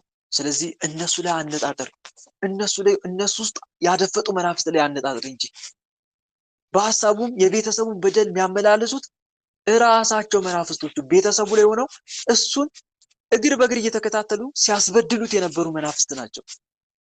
ስለዚህ ማነጣጠር ያለበት እነሱ ላይ እንጂ ቤተሰቡ ላይ አይደለም። የኛ ቀንደኛ ጠላት ዲያብሎስ ነው። በስጋ ያሉትና ጠላት የሆኑ ወገኖቻችን ፈቃዱን በልባቸው ላይ የሚዘራባቸው የዲያብሎስ ፈቃድ ተሸካሚዎች እንጂ ጠላት አይደሉም። አው ጠላት አይደሉም ወንድሞች። ሞኝ ሰው ማለት ሰው ላይ ያደፈጡ መናፍስት ላይ ማነጣጠር ሲችል ሰው ላይ የሚያነጣጠር ሰው ነው። ሰው ላይ የሚያነጣጠር ሰው ሞኝ ሰው ነው። የሆነች እገሌ እያላችሁ ሰው ላይ አታተኩሩ። እገሊት እያላችሁ ይሄ እያላችሁ እዛ ላይ አታነጣጥሩ። ሰው ላይ አይናችሁን ከሰው ላይ ንቀሉ።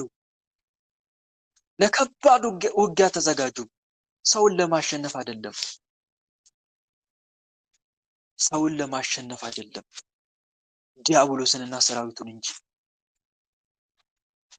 ለከባድ ውጊያ ተዘጋጁ። ሰውን ለመግደል አይደለም፣ ክፉ ምኞትን ለመግደል እንጂ።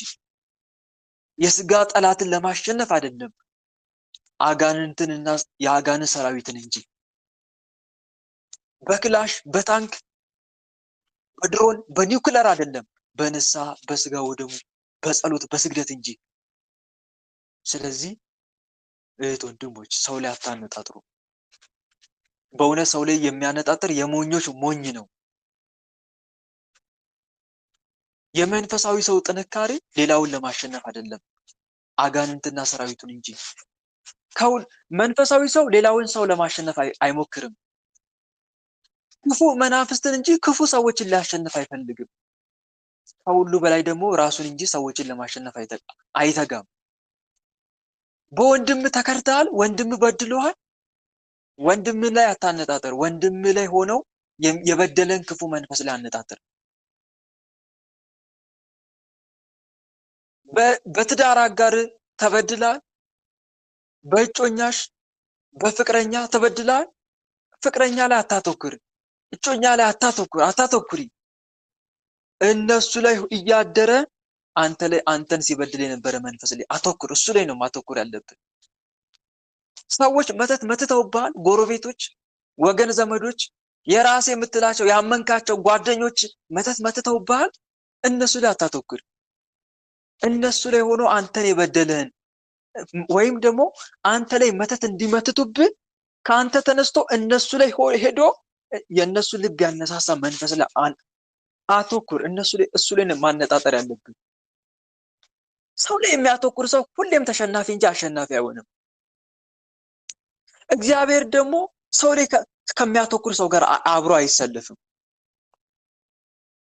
እመኑኝ እህት ወንድሞች፣ እግዚአብሔር ሰው ላይ ከሚያተኩሩ ሰዎች ጋር አብሮ አይሰለፍም፣ አይዋጋም። በእውነት አይዋጋም። ሰው ላይ የሚያተኩር ሰው እገሌ በደለኝ ያለ ከንፈሩ የሚነክስ ሰው እሱ ላይ ከሱ ጋር እግዚአብሔር አብሮ አይሰለፍም። ለነሱ ከሚጸልይ ሰው ጋር ነው እግዚአብሔር አብሮ የሚሰለፈው። ለነሱ ከሚጸልይ ሰው ጋር እና አንድ የምንማረው ትምህርት ይሄ ነው። እንዲህ ያልሽ ምከሪ እህቴ። ግልጽ ነው። ይሄን ይመስላል። እሺ ወንድሜን እነግረዋለሁ፣ እልክለታለሁ። ቃል ያሰማልን፣ ጸጋው ያብዛልን እና ፍቅር በፊት ይስጥልን። አሜን አሜን። እታለም እሺ፣ ተራ ቁጥር 4 ነው። ተራ ቁጥር 4 እህተ ማርያም ተራ ቁጥር 5 መሰረት ወለተ ስላሴ አለ ወንድም አለም እየለን ይሰጣል። ተራ ቁጥር 4 እሺ፣ 4 ቀጥይ። እኔ ብቻ ተራ ቁጥር 4 ቀጥይ። እሺ አንደኛው ጋር ተማማኝ ጸጋውን ያጋሉ። እኔ ጥያቄ በህመም ጉዳይ ነው። ቤተሰቦችም ህመሙ አንድ አይነት ህመም ነው ማለት ነው። እኔም ቤተሰቦችም አንድ አይነት ህመም ነው የምታመመው። ያኔ የሚያመን ደግሞ ኤርፎን ንቀይቴ። መጀመሪያ ኤርፎን ንቀሉ ከመጠየቃችሁ በፊት ኤርፎን ንቀሉ። ቂም ጉዳይ ነው። ድምፅሽ ይቆራረጣል እህቴ። እሺ አይሰማም። ቀጥይ። እኔ ጥያቄ ማለት ነው ጥያቄ የኔ በህመም ጉዳይ ነው። ህመም በቤተሰቦቼ እንደገና ደግሞ ህመም እኔ ጋር ደርሶ ማለት ነው። አንድ አይነት ህመም ነው የምንታመመው። ለመጀመሪያ ጊዜ አባቴን ነበረ የሚያመው እና አባቴ ሲያመው የትም ቦታ አይሄድም ነበረ። ሐኪም ቤትም አይሄድም፣ ጸበልም ሂድ ስንለው ጸበልም አይሄድም። ከዛ ወንድሜን አመመው። ወንድሜ ሲያመው ግን ወንድሜን እኔ በስደት ነው ያለሁት እና ጸበል ሂድ፣ እምነት ተጠቀም ምናምን ስለው እምነት አይጠቀምም። ሐኪም ቤት እየሄደ ነው የሚታከመው ማለት ነው። ሐኪም ቤት ሲሄድ ደግሞ አይድንም። 2-3 ኦፕሬሽን ተደርጓል ግን አይድንም። ህመሙ አሁንም አልተወውም።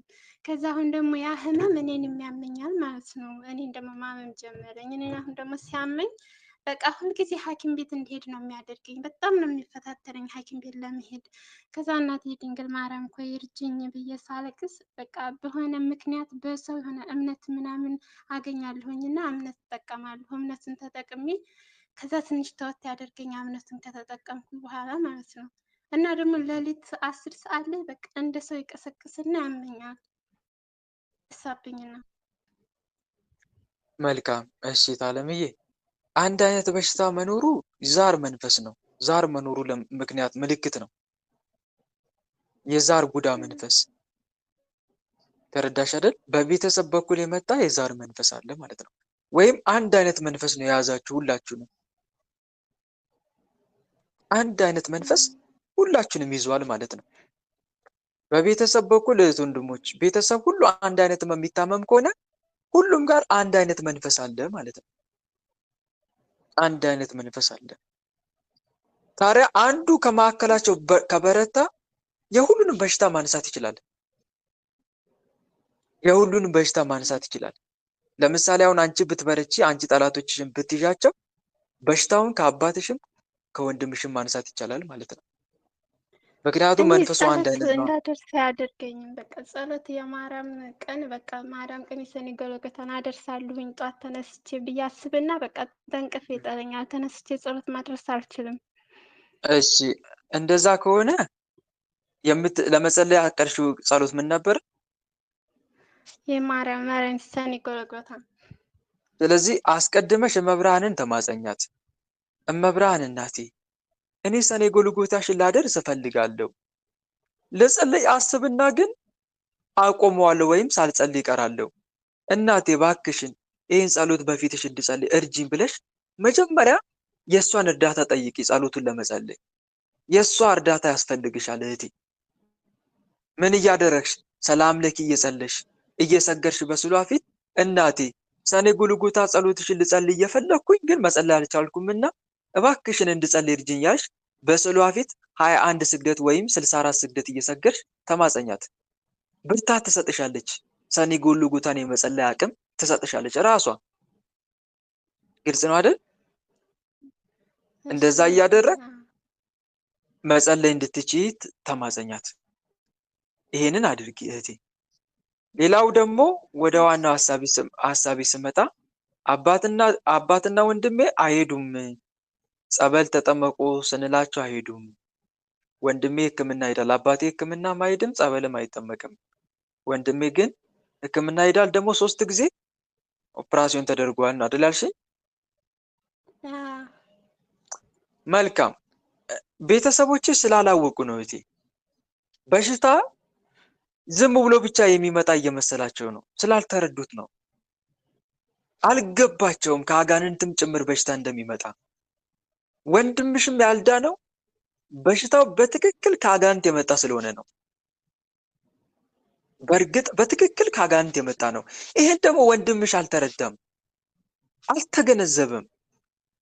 ብዙ ሰዎች ሐኪም ቤት በመሄድ ገንዘባቸው የሚቀፈቅፉት ለምን ይመስላችኋል? ወንድሞች በሽታ ከአጋንንት እንደሚመጣ ትዝ ስለማይላቸው ነው፣ ግንዛቤው ስለሌላቸው ነው። ግን መጽሐፍ ቅዱስ በሽታ ሁሉ ከአጋንንት እንደሚመጣ ይናገራል። መጽሐፈ ማን ነው? ድርሳነ ሚካኤል ዘጠር ላይ በሽታ ሁሉ ከአጋንንት እንደሚመጣ ይናገራል። ስለዚህ ይሄን አልተገነዘበም አባትሽም ወንድምሽም። አጋንንትን ደግሞ ለማስወገድ ሕክምና አይደለም የሚኬደው። አስቀድሞ ጸበልም አይደለም የሚኬደው። አስቀድሞ የሚደረገው ነገር ምንድነው? ንስሐ መግባት ነው። ንስሐ ገብቶ ክፉ ስራን ትቶ ንስሐ መግባት ነው። ክፉ ስራ ትተው ንስሐ ገብተው ስጋው ደሙን መቀበል ነው የሚቀድመው። ይሄን የሚቀድመው ከዛ በኋላ ነው ጸበል የሚታሰበው። ተረዳሽ አይደል እህቴ? ይሄ ነው የሚቀድመው፣ መቅደም ያለበት። ስለዚህ አስቀድመሽ አንቺ ደግሞ ወንድምሽና አባትሽን ምንድነው የምትመክሪያቸው? እባካችሁ ስሙኝ፣ በሽታ ሁሉ ዝም ብሎ የሚመጣ እንዳይመስላችሁ። በተፈጥሮ የሚመጣ በሽታ ብቻ አይደለም፣ ከአጋንንትም ጭምር በሽታ እንደሚመጣ እኮ መጽሐፍ ላይ ተጽፏል። ወንድሜ ያልዳንከው እኮ በሽታ ከአጋንንት ስለሆነ እኮ ነው። ይኸው 3 ጊዜ አስቀደደክ። አሁንም ግን አንተ አንደኛ ገንዘብን እያስወጣክ ነው፣ ሁለተኛ ደግሞ ሰውነትን እየጎዳክ ነው፣ ወደ ሞት ነው እያደረሰ ያለው።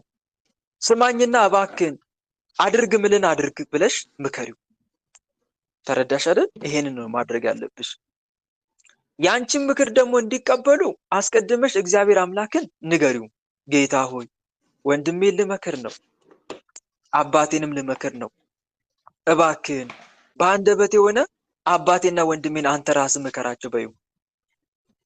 ጌታ ሆይ የምትናገሩት በዚያ ሰዓት ይሰጣችኋልና እንዴት ወይስ ምን እንድትናገሩ አትጨነቁ። በእናንተ የሚናገር የአባታችሁ መንፈስ እንጂ እናንተ አይደለም የምትናገሩት ብለሃል። እባክህን ቅዱስ መንፈስ በአንደበቴ እንዲናገር አድርግ በይው መድኃኒዓለምን። ከዛ በኋላ አማትበሽ ስልክ ስትደውይ ጌታ ሆይ አንድ ቃልን አንደበቴ አድርግ ከፊቴ ቅደም ብለሽ አናግራቸው። ደግሞ የሚፈውስ እግዚአብሔር ብቻ እንደሆነ መጽሐፍ ቅዱስ ላይ ተጽፏል። እኔ እግዚአብሔር ነኝ፣ ከኔ ሌላ መድኃኒት የለም ይላል። ከኔ ሌላ ፈዋሽ የለም፣ ተናግሬአለሁ፣ አድኜማለሁ፣ አሳይቼማለሁ ብሏል እግዚአብሔር አምላክ ትንቢተ ኢሳይያስ 43:11 ላይ። አየህ አባቴ እኔ ነኝ የምፈውሰው፣ ከኔ ሌላ ፈዋሽ የለም እያለ ነው እግዚአብሔር። ለምን እግዚአብሔር እንዲፈውስ አትጠይቀውም? በይው ይህን ጥቅስ እየጠቀሽለት። ኦሪት ዘጸአት 3:14 ላይ ደግሞ እኔ ፈዋሽ እግዚአብሔር ነኝ ይላል። እኔ ፈዋሽ እግዚአብሔር ነኝ። አየህ አባዬ፣ አየህ ወንድሜ፣ ፈዋሽ እግዚአብሔር ነኝ እያለ ነው። አንተ ግን በራስ መንገድ ነው ለመፈወስ እየጣርክ ያለው። እባክን እግዚአብሔርን ፈውሰኝ በለው፣ ንስሐ ግባ፣ ይቅር በለኝ በለ። ይሄ ሁሉ የመጣብህ እስከ ዛሬ ስለሰራኸው ኃጢአት ነው። የሰራኸውን ኃጢአት ይቅር ብሎ እንዲፈውስ ንስሐ ግባ፣ ከዛ ስጋው ደሙን ተቀበል፣ ከዛም ጸበል መጠመቅ ትችላለህ በይው። ተረዳሽ አይደል? ይሄን ማድረጋቸው አንቺ ለምታደርጊው ትግል ይረዱሻል። የነሱ ወደ መንፈሳዊ ሕይወት መመለስ ለአንቺ ብርታት ይሆናል። አጋንንቱ ቤተሰብሽ ጋር ያለ አጋንንት እነሱ ንስሐ ከገቡ ወዲያው ይያዛል። ተረዳሽ አይደል? ይሄን አድርጊ እህቴ። እሺ ወንድሜ አማኑኤል ቃል ሕይወት ያሰማልን፣ ጸጋውን ያብዛልን። እኔ ራሱ ንስሐ ለመግባት እያሰብኩኝ ሁልጊዜ ግን በቃ ይሳካልኝ የሆነ ምክንያት በቃ ስራ እየሰራሁኝ ብር እያለ ስራ እየሰራሁ ራሱ በቃ ወይ አሁን ይሄ ብር አይበቃኝም ምናምን የሆነ ስራ አመካኝቼ በቃ ሁልጊዜ ንስሐ ለመግባት እያሰብኩኝ ግን የሚያስቀረኝ ነገር አለ፣ ወደኋላ የሚስበኝ ነገር አለ። እንዳትዘናጊ አለምዬ፣ ይሄማ ከባድ ነው አለምዬ። የዲያብሎስ አንዱ ትልቁ ችሎታው ኃጢአት ሲያሰራን እየገፋፋን ኑዛዜውን ደግሞ እያስፈራራን ማዘግየቱ ነው። ይሄ የዲያብሎስ ትልቁ ችሎታው ነው እህቴ። ያለ ንስሐ ማሳለፍ በጣም ከባድ ነው። ምክንያቱም ዛሬ ወይም ነገ እንደምንሞት አናውቅም። ግልጽ ነው አይደል? ነገ ወይም ዛሬ እንደምንሞት አናውቅም። ዛሬ ወይም ነገ ወደዚህ ከተማ እንሄዳለን፣ በዚያም ዓመት እንኖራለን፣ እንነግድማለን፣ እናተርፍማለን የምትሉ እናንተ ተመልከቱ፣ ነገ የሚሆነውን አታውቁም ይላል። ህይወታችሁ ምንድን ነው? ጥቂት ጊዜ ታይቶ ኋላ እንደሚጠፋ እንፋሎት ናችሁ። ስለዚህ ተዘጋጅታችሁ ንስሐ ግቡ ይላል እግዚአብሔር አምላክ። እንዲህ ይላል፣ ባለቤት ከሌሊቱ በየትኛው ክፍል ሌባ እንዲመጣ ቢያውቁ ኖሮ በነቃ፣ ቤቱም ሊቆፈር ባልቶም ነበር። ስለዚህ እናንተ ደግሞ ተዘጋጅታችሁ ኑሩ፣ ድንገት ሳታስቡ መጥቼ ወስዳችኋለሁ ብሏል። እና ንስሐ ሳትገቢ ድንገት ጌታ ቢመጣ ስንቴ ድንገት ብትወስጅስ? አይበለውና አያድርገውና። እና ተዘጋጂ እህቴ፣ አትዘናጊ። ንስሐ አልገባሽባትን ቀን እንደኖርሽበት አትቁጠሪ። የእውነት እንደኖርሽበት አትቁጠሪ። ቀኒቱንና ሰዓቲቱን አታውቁምና እንግዲህ ንቁ ብሏል እግዚአብሔር አምላክ። ቀኒቱንና ሰዓቲቱን አታውቁምና ንቁ። ስለዚህ ምን እየጠበቅሽ ነው እህቴ? ድንገት እኮ ልንወሰድ እንችላለን። ግልጽ ነው አይደል? ስለዚህ ተዘጋጅተሽ ጠብቂ። ንስሐ ሳትገቢ ጊዜሽን አታባክኝ። እሺ፣ ዛሬን የተሰጠሽ እኮ ለንስሐ ነው።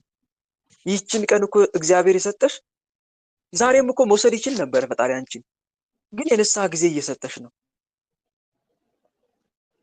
የንስሐ ጊዜ እየሰጠሽ ነው። የዛሬን ተዋት እያሉልሽ እኮ ነው ቅዱሳን መላእክት። አጠገብሽ ጋር ያለው መልአክ እኮ ቁረጣት ሲል እግዚአብሔር አምላክ እባክን አምላኬ እባክን የዛሬን ተዋት እያለልሽ እኮ ነው። የዛሬን ተዋት እባክን ማራት፣ ነገ ንስሐ ትገባልሃለች እያለ ነው። አንቺ ደግሞ ይኸው እየተዘናጋሽ ነው። ስንት ጊዜ ለመነልሽ ይሆን? አጠገብሽ ጋር ያለው መልአክ ስንት ጊዜ ለመነልሽ? ስንት ጊዜ ከመቆረጥ አተረፈሽ? ይኸው አንቺ ግን እስከ ዛሬ አልገባሽምና እንዴት እያዘነብሽ ይሆን አጠገብሽ ጋር ያለው መልአክ? እነሆ ከዚች በለስ ይላል እግዚአብሔር አምላክ። እነሆ ከዚች በለስ ማለት አንቺ ነሽ እኮ። እነሆ ከዚች በለስ ፍሬ ልፈልግ 3 ዓመት እየመጣው ምንም አላገኘውም እያለ ነው እግዚአብሔር። ይኸው ታገስኳት፣ ምንም አላፈራችም፣ ቅጠል ብቻ እያለ ነው አንቺን። ስለዚህ ራሷ ጠፍታ ሌላውን ከምታጠፋ ትወሰድ እያለ ነው። ትነጠቅ፣ ነፍሷን ከስጋዋ ለያት እያለ ነው። ታዲያ አጠገብሽ ጋር ያለው መልአክ እባክን የዛሬን ማራት እያለ ነው። እባክን የዛሬን ማራት። እና ይሄን መልአክ ማሳዘን ጥሩ ነው እህቴ? ይሄን መልአክ የእሱ ልመና አያሳዝንሽም? የዛሬን ማራት እያለ የሚማጸንልሽ አያሳዝንም? ወደዚህም እኮ እንድትገቢ ያደረገሽ እኮ በነገራችን ላይ እሱ ነው። እህት ወንድሞች፣ በራሳችሁ ፍላጎት ይመስላችኋል ትምህርት ለመማር የመጣችሁት? አይደለም እኮ። አጠገባችን ያሉት ቅዱሳን መላእክት እኮ ነው የሚመሩን። ሂድ ሂድ ተማር የሚልክ ሂድ ተማር፣ ጠይቅ፣ ተማማር፣ መንፈሳዊ ትምህርት እውቀት ገቢ፣ ለመንፈሳዊ ለጾም፣ ለጸሎት፣ ለስግደት የሚያነሳሳ ትምህርት ተማር የሚል ማን ይመስላል? አጠገብ ያለ መልአክ እኮ ነው። አታየውም? እሱ ግን ይመክራል በሊና። ዲያብሎስ ኃጢአት ስራ እያለ እንደሚወተውት በሊና አጠገብ ያለው መልአክ ደግሞ ሂድ ተማር ይልሃል። ሂድ ተማር ይልሃል። እና እነሱ ናቸው መንገድ የሚጠርጉት።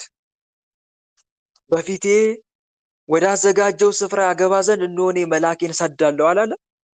እሱ እኮ ነው የሚሰድል፣ መንገድ የሚጠርግልህ፣ የት መዋል እንዳለብህ ማረፊያ የሚያዘጋጅልህ እሱ ነው። እና አታሳዝኙ። አንዲት ዕብራውያን መልእክት ላይ የተጻፈ ቃል አለ። ብዙ ጊዜ በእርሷ ላይ የሚወርደውን ዝናብ የምትጠጣ መሬት ይላል። ብዙ ጊዜ በእርሷ ላይ የሚወርደውን ዝናብ የምትጠጣ መሬት፣ ለሚያርሷትም ደግሞ የምትጠቅምን አታክልት የምታበቅል ከእግዚአብሔር በረከትን ታገኛለች። እሾህና ኩርንችትን ግን ብታወጣ የተጣለች ናት፣ ለመረገምም ትቀርባለች፣ መጨረሻዋ መቃጠል ነው ይላል። ምን የምትሆን ዝናብ ላይዋ ላይ የሚዘንብ መሬት ማታፈራ ከሆነ ትቃጠላለች፣ የምታፈራ ከሆነ ግን በረከት ታገኛለች ይላል። መሬት የተባለችው እኔና እናንተን እህት ወንድሞች፣ ዝናብ የተባለ ቃል እግዚአብሔር ነው እህት ወንድሞች። ሁሌ የእግዚአብሔርን ቃል ትሰማለህ ግን አትለወጥም። ሁሌ የንስሐ ትምህርት ይሰብክላል ግን ንስሐ አትገባም። ለእንደነኛ አይነት ሰው ቅዱስ ጳውሎስ እንዲህ ብሏል፣ የእግዚአብሔር ቸርነት ወደ ንስሐ እንዲመራ ሳታውቅ የቸርነቱን የመቻሉን የትዕግስቱን ባለጠግነት ትንቃለህን? ነገር ግን እንደ ጥንካሬ ንስሐ እንደማይገባ ልብ የእግዚአብሔር ቅን ፍርድ በሚገለጥበት ቀን በቁጣ ቀን ቁጣን በራስ ላይ ታከማቻለህ ይላል። እናት ወንድሞች አንዘናጋሽ። እንደማችን እባክህ አንድ ደቂቃ ስጠኝና ቅዱስ ሚካኤል እንዴት ወደዚህ ግሩፕ እንዳመጣኝ አሁን ጠባቂ መልአክ ስትል አንድ ደቂቃ ስጠኝና ልንገራችሁ። እሺ እህቴ መልካም። እሺ እኔ መምህር ተስፋዬ ጋር ስማር በጣም እመኛለሁ እንደዚህ መንፈሳዊ ግሩፕ ላይ መግባት በጣም እመኛለሁ ከመጠን በላይ ግን አላገኝም። ግን ቦታው የት እንደሆነም አላውቅም። ግን በቃ እንደዚሁ እመኛለሁ። ከዛ አንድ ቀን ፌስቡክ ላይ የሆነች ልጅ የመምህር ተስፋዬን ግሩፕ አድርጋ ፎቶ አድርጋ ስትሄድ ከዛ እንትን ፕሮፋይሏ ማለት ነው። ከዛ በኋላ እኔ አጠየቅኳት። ከዛ በኋላ በቃ የመንፈሳዊ ጓደኛ ምናምን በጣም እፈልጋለሁ። በቃ እንደዚህ መንፈሳዊ ጋር የገባቸው ምናምን ደስ ይለኛል። በቃ ራሴ ለምኜ ነው ጓደኛ ማደርጋቸው። ከዛ በኋላ ዓለማዊ ጓደኛ ነው ያለኝ ስለሆነ ማለት ነው። ከዛ በኋላ አገኘኋት። ከዛን አልጠየቅኳት። ከዛ መለሰችልኝ። ከዛ ሰላም ተባባልን። ከዛ በኋላ እዚህ ግሩፕ ላይ ስላለች እሷ እንደዚህ እኮ ስላት አለ እኮ እዚህ ነህ ግቢ ምናምን ብላኝ ሰታኝ እንደዚህ አስገብታኝ። ከዛ የንስሐም አልገባውም ነበረ የመንፈሳዊ እንትን ሰጠችኝ፣ የንስሐ አባት ማለት ነው። የንስሐ አባት ሰጠችኝ። ከዛ ንስሐ ገባውኝ በሷ ማለት ነው። እሷ ደግሞ ወለተ ሚካኤል ነው ስሟ፣ እኔ ደግሞ እህተ ሚካኤል ነኝ። ቅዱስ ሚካኤል አባቴ እሷን አገናኘን፣ የንስሐ አባት ሰጠኝ፣ ይሄን ግሩፕ ሰጠኝ። እና በጣም በቃ እኔ ምን እንደምል አላውቅም። ቅዱስ ሚካኤል ወደዚህ የመራኝ እሱ ነው ልላችሁ ፈልጌ ነው። እህቴ ጋር ሆኖ በሷ ረዳኝ፣ ሁሉ ነገር አስተካክሎ። ግሩፕ ላይ ብዙ እየገባው ይከለክለኛል በእርግጥ ግን በቃ ግን እፈልጋለሁ። ፍላጎቴ ግን ግሩፕ ውስጥ መሳተፍ መስገድ ማለት ነው። ግን በግሌ ነው ብዙ ጊዜ እንትን የምለው እና ይቅርታ።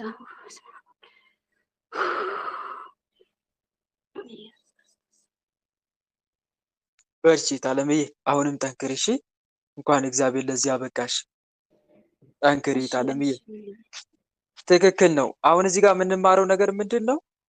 ወደ መንፈሳዊ ነገሮች ይመሩናል። ቅዱሳን መላእክት አጠገባችን ያሉት ማናያቸው ግን ሁሌ የሚጠብቁን የምናስተውላቸው ግን ማናያቸው መላእክት አሉ። እነሱ ይመሩናል ወደ መንፈሳዊ ነገር፣ ወደ ስብከት ይመሩናል። ዲያብሎስ ወደ ዘፈን የሚመራ ከሆነ ቅዱሳን መላእክት ደግሞ አጠገብ ያለው ጠባቂ መልአክ ደግሞ ወደ ዝማሬ፣ ወደ ስብከት ይመራል። መንፈሳዊ ንግግሮች እንድታረግ ሲያደርግ አጠገብ ያለው መልአክ አጋንንት ደግሞ ዓለማዊ ጨዋታ እንድትጫወት ብልግና የሆነ ንግግር ከአፍ እንዲወጣ ያደርጋል ማለት ነው። እና አጠገብ ያለው መልአክ አታሳዝን ተብሎም ተጽፏል። አታሳዝን ተብሎም ተጽፏል። እና ልናሳዝን አይገባም። ኃጢአት ስንሰራ እነሱ እያዩ እንደሆነ ማሰብ አለብን። እሺ ምን አልኳችሁ? ኃጢአት ስንሰራ ማን እያዩን እንደሆነ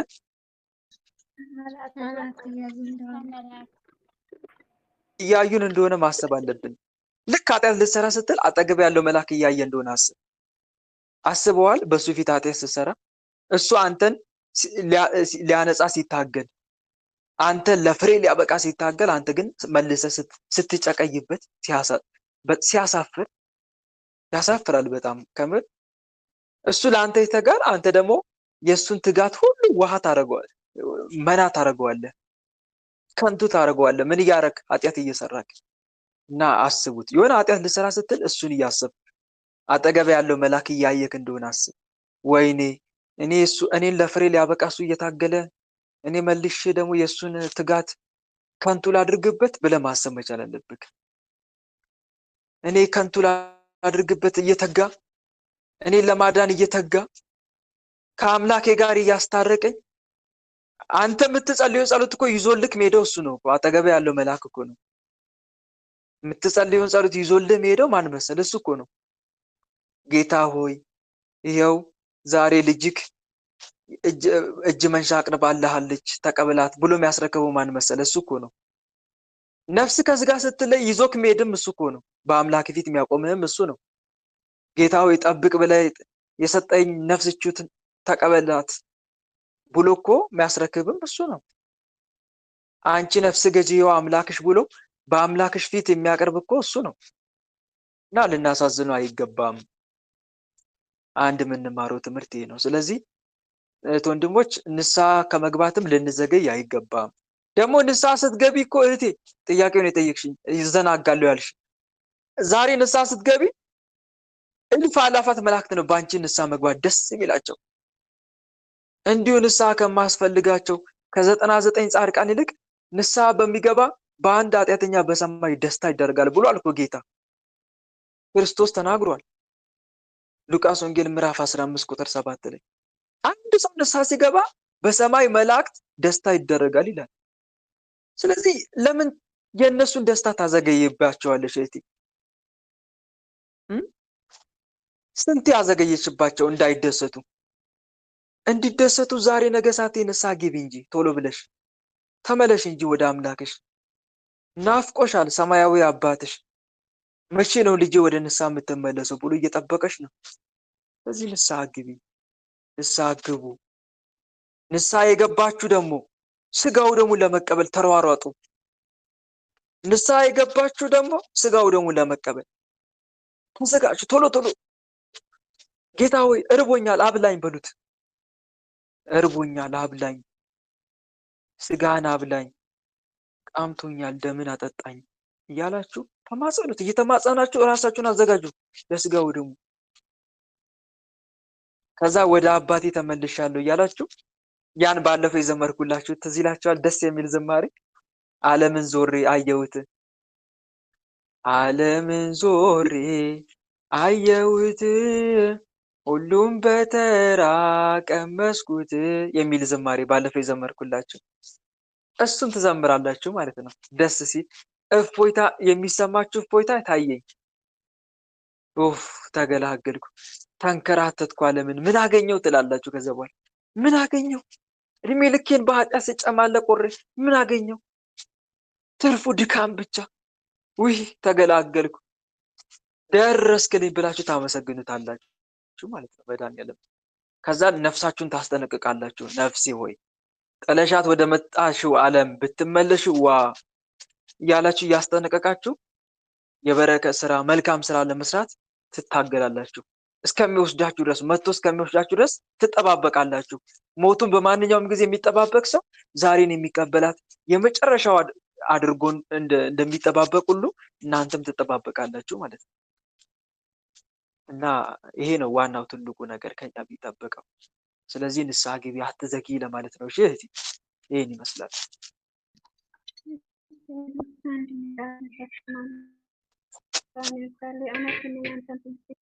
በጣም ብዙ ነገር ተለውጫለሁ። በጣም እኔ በቃ የሆነ ግልፍተኛ ግድ የለኝም ነበር። አሁን ግን እግዚአብሔር ይመስገን የእውነት እግዚአብሔር አምላክ አንተ ምድሜና ጤና ይስጥልኝ። አሜን አሜን አሜን። እሺ ተራ ቁጥር 6 ተራ ቁጥር 6 5 ነው ወንድማችን 5 ነው። እሺ 5 ማን ነበረ? መሰረት ወለተ ስላሴ። እሺ ቀጥይ።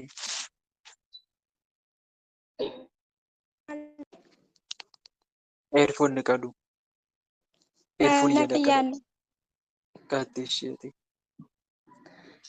የኔ ጥያቄ አባቴ መንፈስ በጣም ይንቀዋል። እናቴ ታመልክ ነበርና አባቴ በጣም ይንቀዋል። እናቴ የምታመልከውን በጣም ይንቀዋል። በጣም ይመካል። ስላሴ ያውቃል፣ ያለ ስላሴ አምላክ የለም ምናምን ይላል። ያለ መድኃኔዓለም አምላክ የለም ምናምን ይላል። በጣም ይንቀዋል። ከምለው በላይ በጣም ይንቀዋል መንፈሱ። እናቴ ታመልከዋል። ኧረ አትመካ ምናምን ትለዋለች። ብዙ ሰው ጎረቤቱ ምናምን በቃ ለምንድን ነው የምትመካው ምናምን ይሉታል። ግን በጣም መንፈሱ ከመጠን በላይ ይንቀዋል። ግን ፈተና የሚደርስበት አብዛኛው አባቴ ነው። ከዛ አይኑን ታውሮ ነበር፣ እየተመራ ነበር። በጣም ስለሚንቀው በጣም አይኑን አሳውሮት ነበር። ከዛ እየተመራ እንትን እያለ ከዛ ደግሞ ተከፈተ። ስላሴ ያውቃል ምናምን ይላል። በጣም እንትን ይመካል በእግዚአብሔር እና አሁን ፈተናው የሚደርስበት አባቴ ነው። ለእናቴ ራሱ አምልኮቱን እንድትተወው አድርጎ እናቴ ወደ ራሱ ሳባት። ተይው ተይው እያለ ወደ ራሱ ሳባት፣ እንድትቆርብ አብረው እንድቀርቡ አደረጋት እና አሁን የአባቴ ዛር እህቴ እዚህ ስደት ላይ ያለችው ህይወቷን ምስቅልቅል አለባት። በጣም እኔ ደግሞ ተጨነቅኩኝ እና አሁን የአባቴን ዛር እህቴ ላይ ሆነ በጣም እንትን ይላል እና ህይወቷን ምስቅልቅል ያለው ትሰራለች፣ ምንም እንትን አትልም እና አሁን እህቴን ለመታደግ ከዚህ መንፈስ ለማውጣት ምን ማድረግ አለብኝ? ከዛ ደግሞ አባቴ ሁለተኛው ጥያቄ ማለት ነው፣ አባቴ ሰንበት ይጠጣል። ሰንበት አክብሩ ይላል መጽሐፍ ቅዱስ እና ሰንበት እንደ ጽዋ ይጠጣል እንዴ? በሀገራችን ቅዱስ ሚካኤል ዕለት ግዝት በዓል ቅዱስ ሚካኤል ዕለት ካለፈ በኋላ ሰንበቴ ይሉታል። ያንን ሰንበቴ ይጠጣል። ሰንበቴም ስላሴም ጊዮርጊስም ጽዋ ብዙ ይጠጣል እና ሰንበቴ ይጠጣል ወይ? ይሄን ጥያቄ ነው። በዚህ ነው ማለት ነው። አዎ ታለምዬ ሰንበቴ አለ የታወቀ ነው። ድርሳነ ሰንበትን ግን እየጸለዩ ቢያከብሩት በጣም መልካም ነው። ብዙዎች ሰንበትን ያከብራሉ ጽዋ አድርገው ተሰባስበው ማለት ነው። እሱ ጥሩ ነው።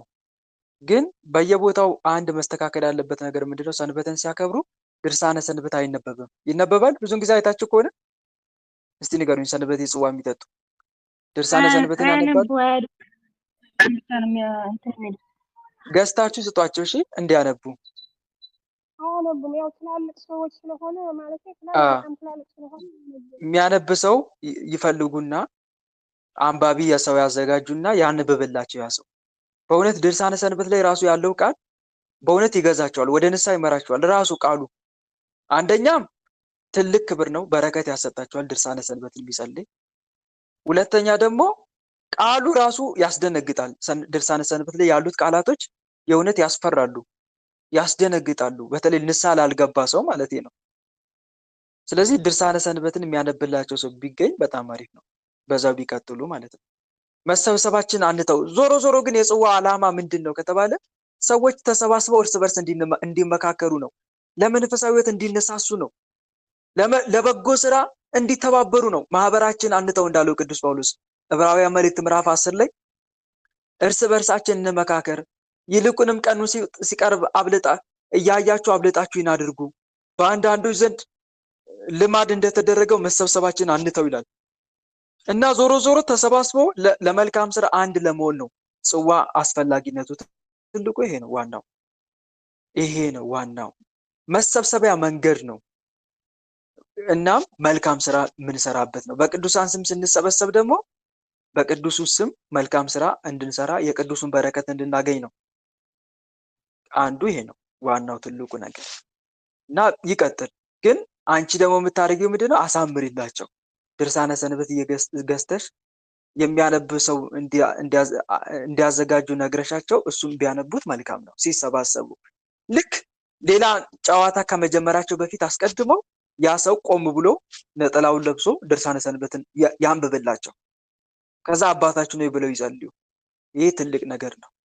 ራሱ ድርሳነ ሰንበት ላይ ሰዎች ለስጋው ደግሞ ለንስሐ እንዲዘጋጁ በሰንበት መልካም ስራ እንዲሰሩ ያበረታታልና ቃሉ ራሱ ማለት ነው። እና ያ ነው።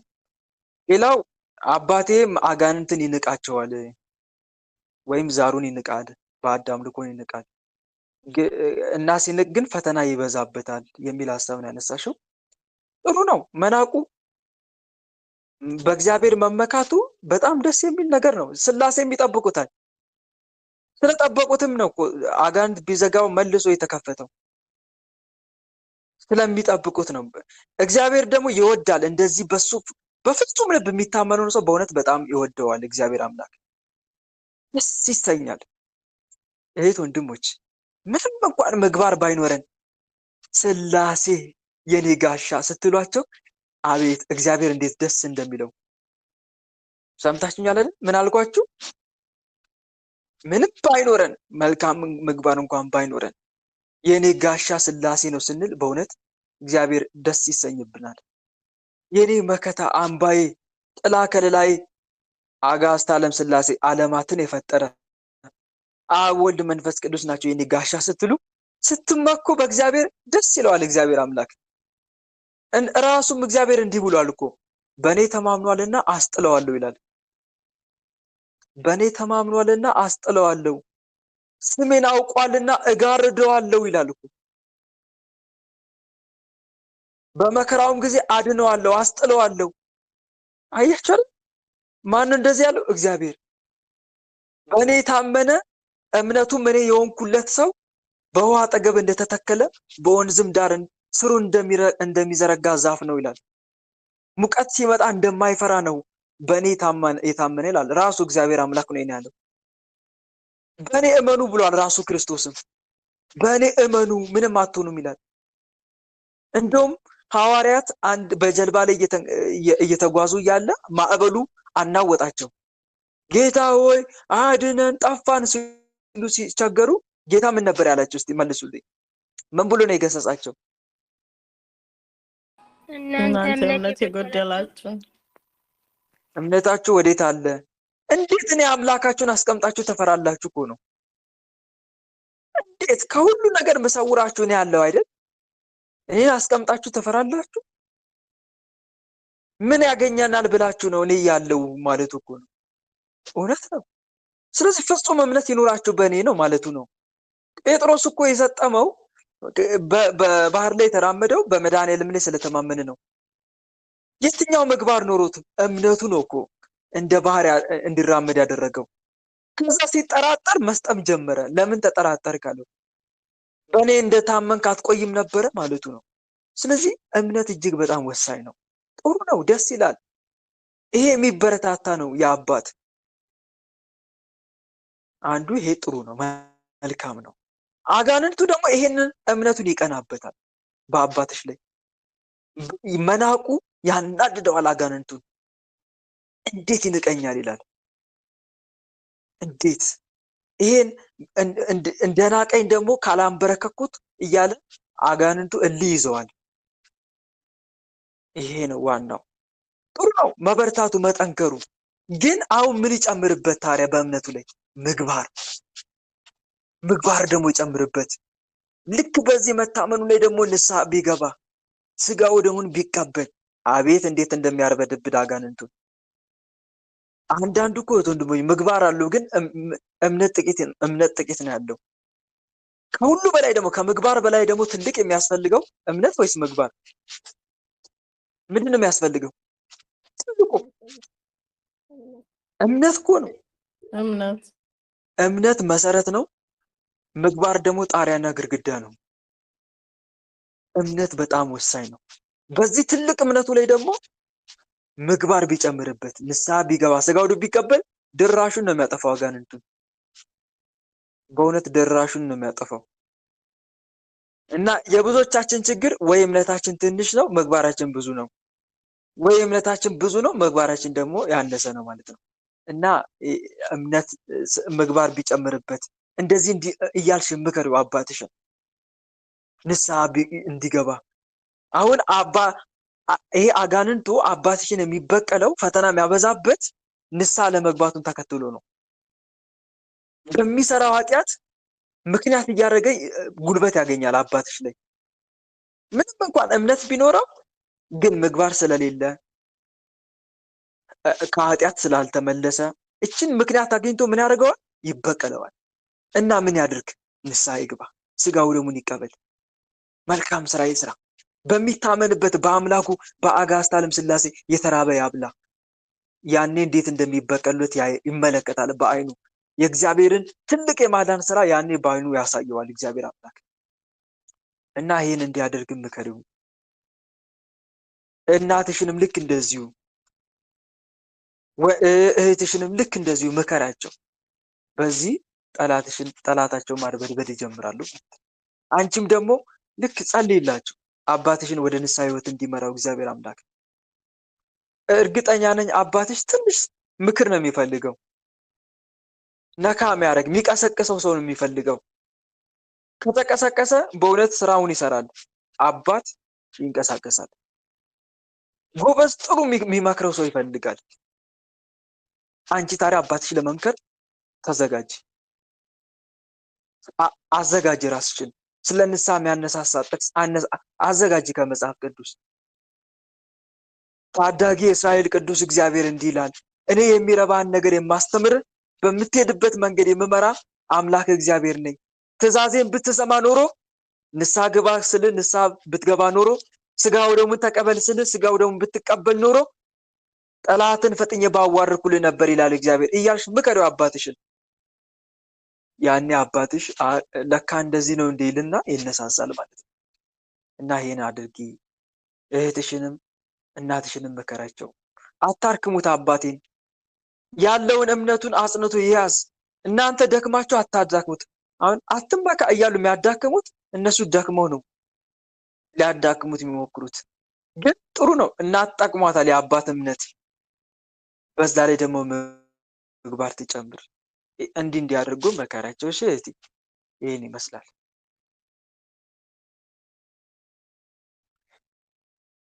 እህት ወንድሞች፣ ሰዓታችን ጨርሰናል።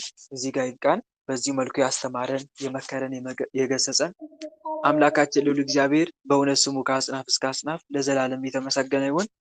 እኛም በሰማነው ቃል በተማርነው ትምህርት 30፣ 60፣ 100 የምናፈራ አድርገን የስሙ ቀዳሽ የመንግስቱን ወራሽ ለመሆን ያብቃን። አሜን። ነገ የመናፈሽኝት መርሃ ግብር ነው። ሮብ ደግሞ ልክ እንደ ዛሬ ሰኞ የጥያቄና መልስ መርሃ ግብር ይኖረናል። ለነበረን ጊዜ መድኃኔዓለም ስሙ የተመሰገነ ይሁን። በሰማነው ቃል በተማርነው ትምህርት 30፣ 60፣ 100 የምናፈራ አድርገን አሜን። ወስብሐት ለእግዚአብሔር ወለወላዲቱ ድንግል ወለመስቀሉ ክቡር። ይቆየን። ሁላችንም ለጸሎት እንዘጋጅ። በልዑል እግዚአብሔር ፊት መቆማችንን እናስተውል። መላ ሰውነታችንን በትምህርተ መስቀል 3 ጊዜ እናማትብና በጸሎት እንዝጋ። በስመ አብ ወወልድ ወመንፈስ ቅዱስ አሐዱ አምላክ አሜን። በስመ አብ ወወልድ ወመንፈስ ቅዱስ አሐዱ አምላክ አሜን። በስመ አብ ወወልድ ወመንፈስ ቅዱስ አሐዱ አምላክ። ቅዱስ እግዚአብሔር፣ ቅዱስ ኃያል፣ ቅዱስ ሕያው፣ ቅዱስ ኤልሻዳይ፣ ቅዱስ አዶናይ፣ ቅዱስ ጸባዖት፣ ቅዱስ ያህዌ፣ ቅዱስ ኢየሱስ፣ ቅዱስ ክርስቶስ፣ ቅዱስ አማኑኤል፣ አቤቱ ሰማይና ምድርን የፈጠርክ ጌታ፣ የሚታየውን የማይታየውን ዓለም የመሰረትክ፣ ቅድመ ዓለም የነበርክ፣ አሁንም ያለ፣ ዓለምንም አሳልፈ የምትኖር የዓለም አዳኝ፣ የዓለም መድኃኒት መድኃኔዓለም ኢየሱስ ክርስቶስ ሆይ ሳይገባን እንደ ኃጢአታችን ለበደላችን ብዛት ሳትመለከተን እንደ ምሕረትህ እንደ ቸርነት ብዛት ተመልክተ መርሃ ግብራችንን በሰላም አስጀምረ በሰላም ያስፈጸምከን ለዚህ ሰዓት የሚያደረስከን ኃያሉ መድኃኔዓለም እናመሰግንሃለን። ምስጋና ይሁን ለአብ፣ ምስጋና ይሁን ለወልድ፣ ምስጋና ይሁን ለመንፈስ ቅዱስ ዛሬም ዘወትርም ለዘላለሙ አሜን። ምስጋና ይሁን ለአብ፣ ምስጋና ይሁን ለወልድ፣ ምስጋና ይሁን ለመንፈስ ቅዱስ ዛሬም ዘወትርም ለዘላለሙ አሜን። ምስጋና ይሁን ለአብ፣ ምስጋና ይሁን ለወልድ፣ ምስጋና ይሁን ለመንፈስ ቅዱስ ዛሬም ዘወትርም ለዘላለሙ አሜን። አቤቱ አምላካችን ቸሩ መድኃኔዓለም እንደ ኃጢአታችን እንደ በደላችን ብዛት ሳትመለከተን እንደ ምሕረትህ እንደ ቸርነትህ ብዛት ተመልክተህ ለዚህ ያደረስከን ስለ ድንግል ማርያም ብለህ ቀሪውን ጊዜያችን እንድትባርክልን ከርኩሳን መናፍስት ከዲያብሎስ ፈተናም እንድጠብቀን በሰማነው ቃል በተማነው ትምህርት 30፣ 60፣ 100 የምናፈራ እንድታደርገን የስም ቀዳሽ የመንግስትን ወራሽ ለመሆን እንድታበቃን ልባችንን ለጽድቅ ስራ እንድታነሳሳልን ወደ ቀናውና ወደ ምሕረት ጎዳናም እንድትመራን ፍጻሜያችን እንድታሳምርልን በኃጢአታችን በበደላችን ብዛት ቅዱሱ ገናናው ስምን መጥራት ባይገባንም እንደ ምሕረት እንደ ቸርነት ብዛት እንዲያልን ወደ አንተ እንማጸናለን። አባታችን ሆይ በሰማያት የምትኖር ስምህ ይቀደስ፣ መንግስትህ ትምጣ፣ ፈቃድህ በሰማይ እንደሆነች እንዲሁም በምድር ትሁን። የዕለት እንጀራችንን ስጠን ዛሬ፣ በደላችንን ይቅር በለን እኛም የበደሉንን ይቅር እንደምንል፣ አቤት ወደ ፈተና አታግባን ከክፉ ሁሉ አድነን እንጂ መንግስት ያንተ ናትና ኃይል፣ ክብር፣ ምስጋና ለዘላለሙ አሜን። እመቤታችን ቅድስት ድንግል ማርያም ሆይ በመልአኩ በቅዱስ ገብርኤል ሰላምታ ሰላም እንልሻለን። በሐሳብሽ ድንግል ነሽ፣ በስጋሽም ድንግል ነሽ። የአሸናፊ የልዑል እግዚአብሔር እናት ሆይ ሰላምታ ላንቺ ይገባሻል። ከሴቶች ሁሉ ተለይተሽ አንቺ የተባረክሽ ነሽ፣ የማኅፀንሽም ፍሬ የተባረከ ነው። ጸጋን የተመላሽ ድንግል ሆይ ደስ ይበልሽ። ጸጋን የተመላሽ መመኪያችን ሆይ ደስ ይበልሽ። ጸጋን የተመላሽ አማላጃችን ሆይ ደስ ይበልሽ። ልዑል እግዚአብሔር ከአንቺ ጋር ነውና ከተወደደው ልጅሽ ከጌታችን ከመድኃኒታችን ከኢየሱስ ክርስቶስ ዘንድ ይቅርታንና ምሕረትን ለምኝልን ኃጢአታችንም ያስተሰርይልን ዘንድ ለዘላለሙ አሜን። የእግዚአብሔር አብ ፍቅር፣ የእግዚአብሔር ወልድ ቸርነት፣ የእግዚአብሔር መንፈስ ቅዱስ አንድነት፣ የተወዳጇ እናታችን የእመብርሃን አማላጅነት፣ የቅዱሳኑ ረዳትነት በሁላችን ላይ እንደዋለ በሁላችን ላይ ይደር አሜን። አምላካችን በሰላም አሳድረን። አምላካችን በሰላም አሳድረን። ቀኑን በሰላም እንዳዋልከን የሰላም ሌሊት አድርግልን። ቀኑን በሰላም እንዳዋልከን የሰላም ሌሊት አድርግልን። እመቤታችን አማላጃችን ተመልከች ወደኛ። እመቤታችን አማላጃችን ተመልከች ወደኛ። የልጅሽ ቸርነት ይሁነን መዳኛ፣ ያንቺ አማላጅነት አይለየን ከኛ። የልጅሽ ቸርነት ይሁነን መዳኛ፣ ያንቺ አማላጅነት አይለየን ከኛ። ጸጋ ነሳይነ ወሕይወተ ረከብን በኃይለ መስቀሉ ለኢየሱስ ክርስቶስ ኪያከ እግዚኦ ነአኩት ነስያነ ጸጋ ዘእመንፈስ ቅዱስ። የፍቅር ባለቤት የሰላም ንጉሥ ሰላማዊ ኢየሱስ ክርስቶስ ሆይ ሰላምን ስጠን፣ ሰላምንም አጽናልን፣ ኃጢአታችንም ይቅር በለን፣ በሰላም ሄደን ወደ የቤታችን እንገባ ዘንድ የበቃን አድርገን ለዘላለሙ አሜን። እትኡ በሰላም እሾህ ሳይወጋችሁ እንቅፋት ሳይመታችሁ በሰላም ወደ የቤታችሁ ያግባችሁ። አሜን አሜን አሜን አሜን። እህት ወንድሞች፣ የዛሬው መርሃ ግብር በዚሁ ተጠናቋል። እንደ እግዚአብሔር መልካም ፈቃድ